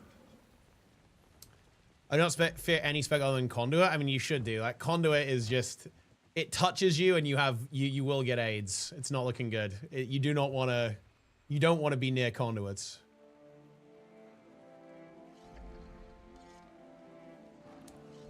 Base versions, you like to see Guild Wars 3 add or remove compared to the base roster. I feel like Guild Wars has got a very diverse cast. I'd like to see the same, actually. But just, you know, a different spin on it, a different twist on it. I think WoW would be better if a large bear person talked to you incredibly slowly. Yes, I do.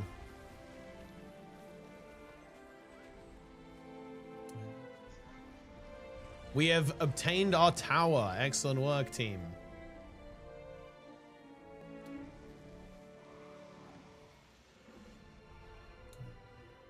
Good prize for new like me. Yeah, I mean, I actually really like fights like that. Fights like that are actually very fun, I think.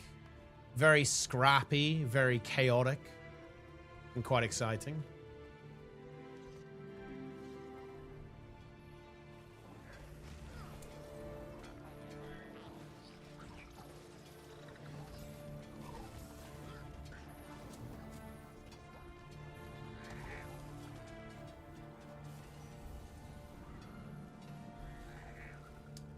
I hope Guild Wars 3 allows you to play as a mole. A mole, you say?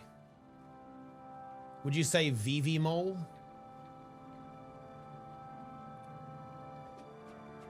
Would you say this mole?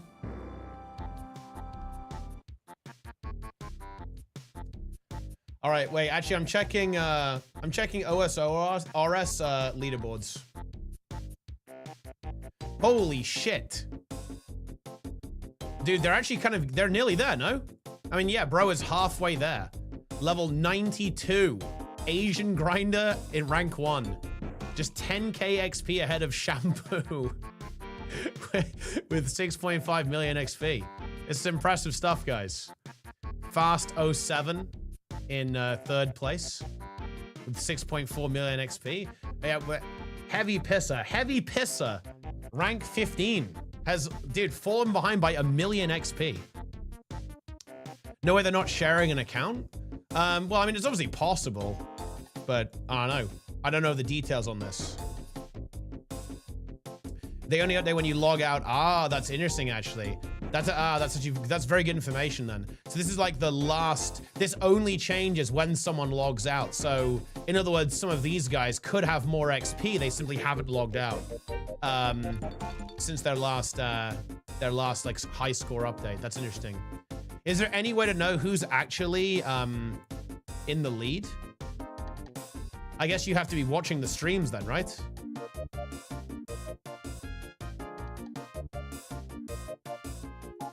Fast 07 was rank 1 when there was a server reset. Ah, interesting. Okay.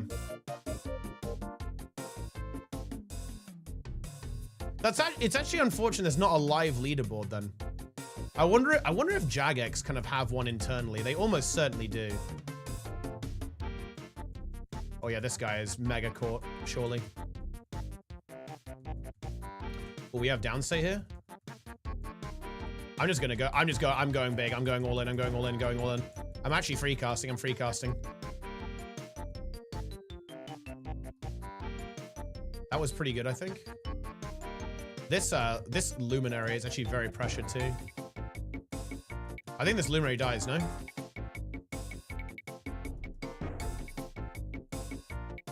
Yeah, he does.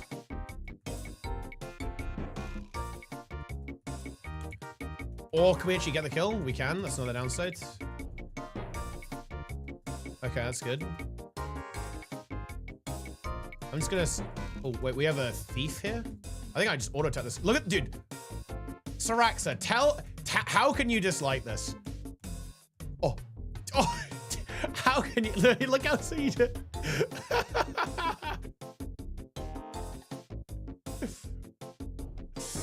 Just look at those autos. That guy is like rat in fear. We can res this guy. There we go. I'm gonna give this guy a heal skill. There we are.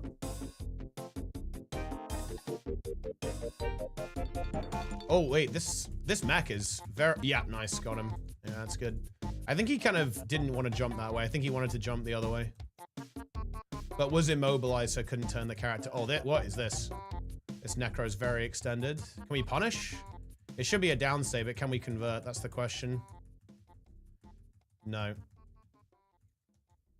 Oh. They did take a lot of damage for that. I'm not sure it's enough, though. Yoink. Didn't get a pull. I think we're kind of successfully defending, though. Because they're slowly losing players.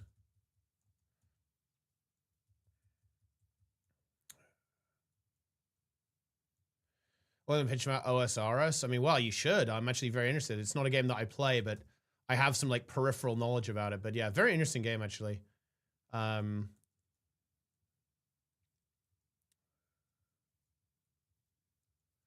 shit, dude! The fucking thief just got obliterated. Holy shit! Oh, they're actually caught. They don't have stability. Yeah, thief didn't have stab there.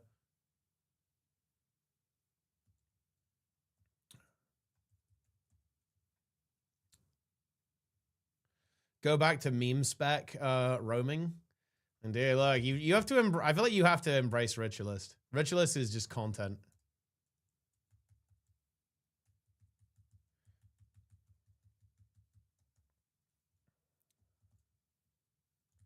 Ooh, this Guardian. Oh, this guy. Yeah, we caught catching a Luminary is so big.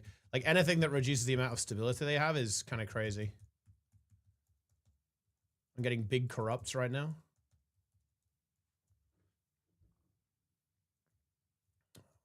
The game is silent because I have turned off the sound. Nice. I actually got that. Oh, I am very caught here, though. I'm mega caught. Get me out. Yes. Killing Thief? Yeah, I mean, you actually have some potential to kill Thief on Ritualist. You don't have much potential to kill Thief on a lot of Necro specs.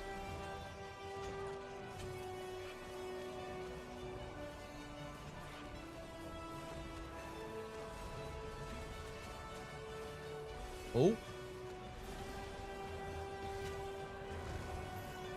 Oh, we have kill here. We have to capitalize. Oh, yeah. It's nuclear. It's nuclear. It's nuclear.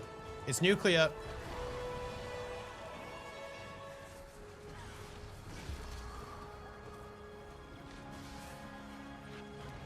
I want to get this writ. Oh, I can't.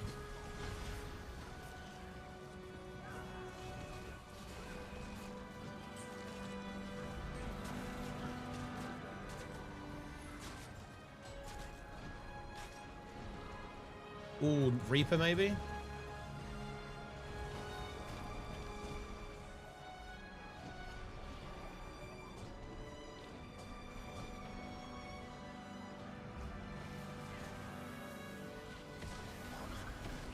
Oh, it's a smack. Yeah, big smackdown, big smackdown. I think we can crack him. I think we're cracking him.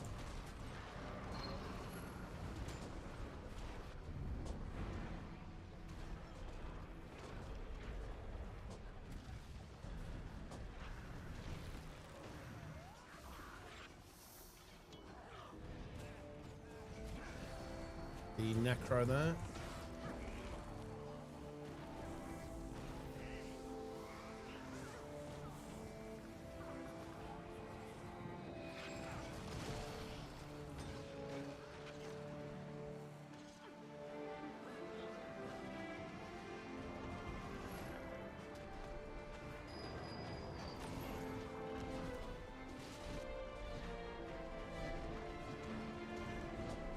I think this is actually fightable.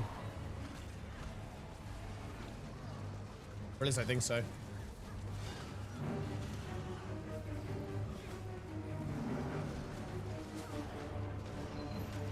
I get a big burst here, maybe? Yeah, we have this, we have this, we have this. We 100% have this.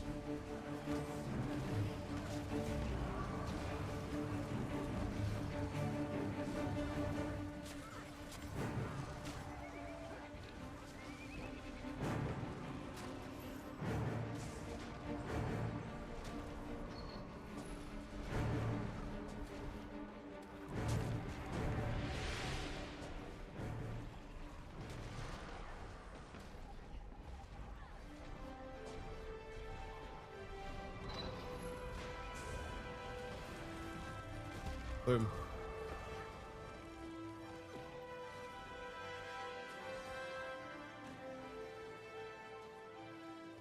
Mega court. Dude, but look, we're just farming. That was a pretty intense fight. Oh, I shouldn't have taken that daily. I'm gonna miss out now. You want to do all the dailies first, because fun fact, you actually get the world versus world progress potions immediately out of these things. But if you do all 4 of them, you get 4. If you do 3, you only get 3.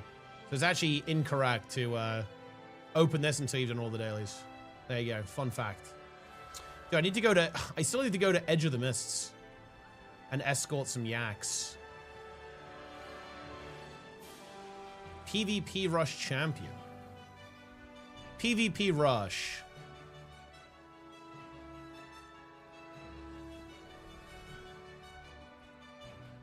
Is it true PvP does? I would assume so, yeah. In fact, yes, is the answer. Dude, I actually respect the OSRS grind so much. It's actually incredibly based. Like, I find it very impressive. I admit this, guys. I find it very impressive. Like, the fact that they're capable of, like, doing this shit so consistently for such a long time, it's actually insane. Wait, who's live right now? I wish, oh, dude, they should add, like, Twitch support so you could, like, link your stream on the leaderboards. Because I would want to see, like, what are these guys doing? Okay, like, how are they doing this? How are they getting this much XP?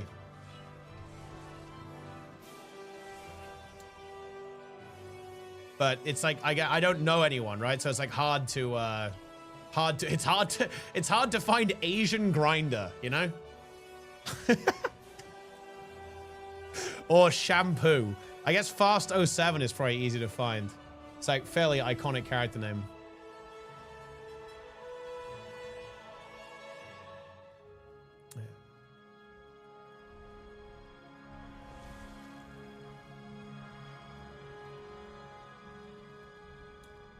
Phil don't respect Rit enough to run. It is true, yeah. Phil, I don't know why Phil don't respect Rit, because everyone should know it's kind of busted, but Phil do not respect it.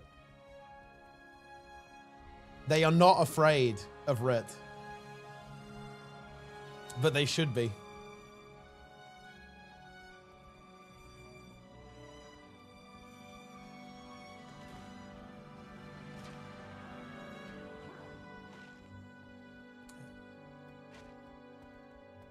Yeah, it's one of those things that's like not super obvious, Larry. It actually does tell you, technically speaking. Go to the Wizard's Vault. It says here, right? Oh, it's too late. But if you mouse over your daily, it does say something like, for every daily achievement, you get world XP or something. But it's not like immediately obvious. Ah, yeah, I guess that makes sense, right? They don't want to show off their tech. Like, they don't want to give away their XP strat. Will people reveal it when they get to 99 or not until after 200 million? Because obviously, like, 200 mil is like the true race, I guess you could say. Like, 99 is like the first, you know, it's like the first step in the journey. I guess some people won't care about 200 mil nearly as much. They'll just go for 99.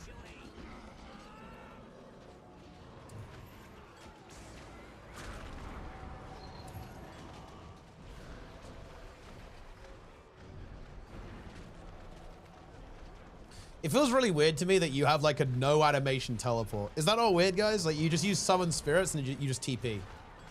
It's like no animation.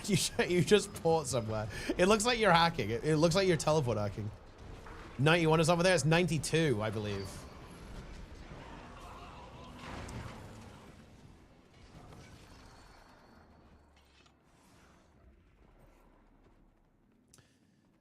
People who already had 201. Well, yeah, of course, right? Because essentially, I mean, this is how it works, right? Hold on a minute. So if you look at the overall leaderboards, this is the first, yeah, you can see here, right? Rank 37 pre-sailing. So they've had to split the leaderboard basically. But this is the important thing, right? Theoretically, if you get to 200 million, this is the first time the leaderboard can change since people got fully maxed, right? So this is actually a very relevant competitive event for old school RuneScape, because it means that this can actually change. Someone can actually get to rank 1 if you're able to get 200 million XP. For example, I imagine Fast 07, yeah, was ranked 37, but theoretically Fast 07 could even become rank 1 on the overall leaderboards by getting 200 million sailing XP first. Because if you look here, yeah, this is like, yeah, this is where Fast 07 was previously. You can see, you just have 4.6, was that 4.6 billion XP is the max. But of course, you can't go any higher than that, right? So there was like no way to improve your ranking, right, whatsoever. Lynx Titan, the lasagna enjoyer himself, rank 1. But of course, this is now not necessarily set in stone, as players are going to be capable of potentially changing the rankings.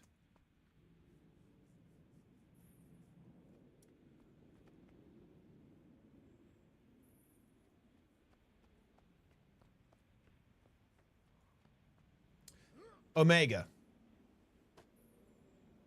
All right. Also, guys, the stream is over. I am raiding Darren's, actually, because I very rarely get to do that. I'm raiding Darren's. I will see you guys tomorrow. That's it. I'm done. I'll be back.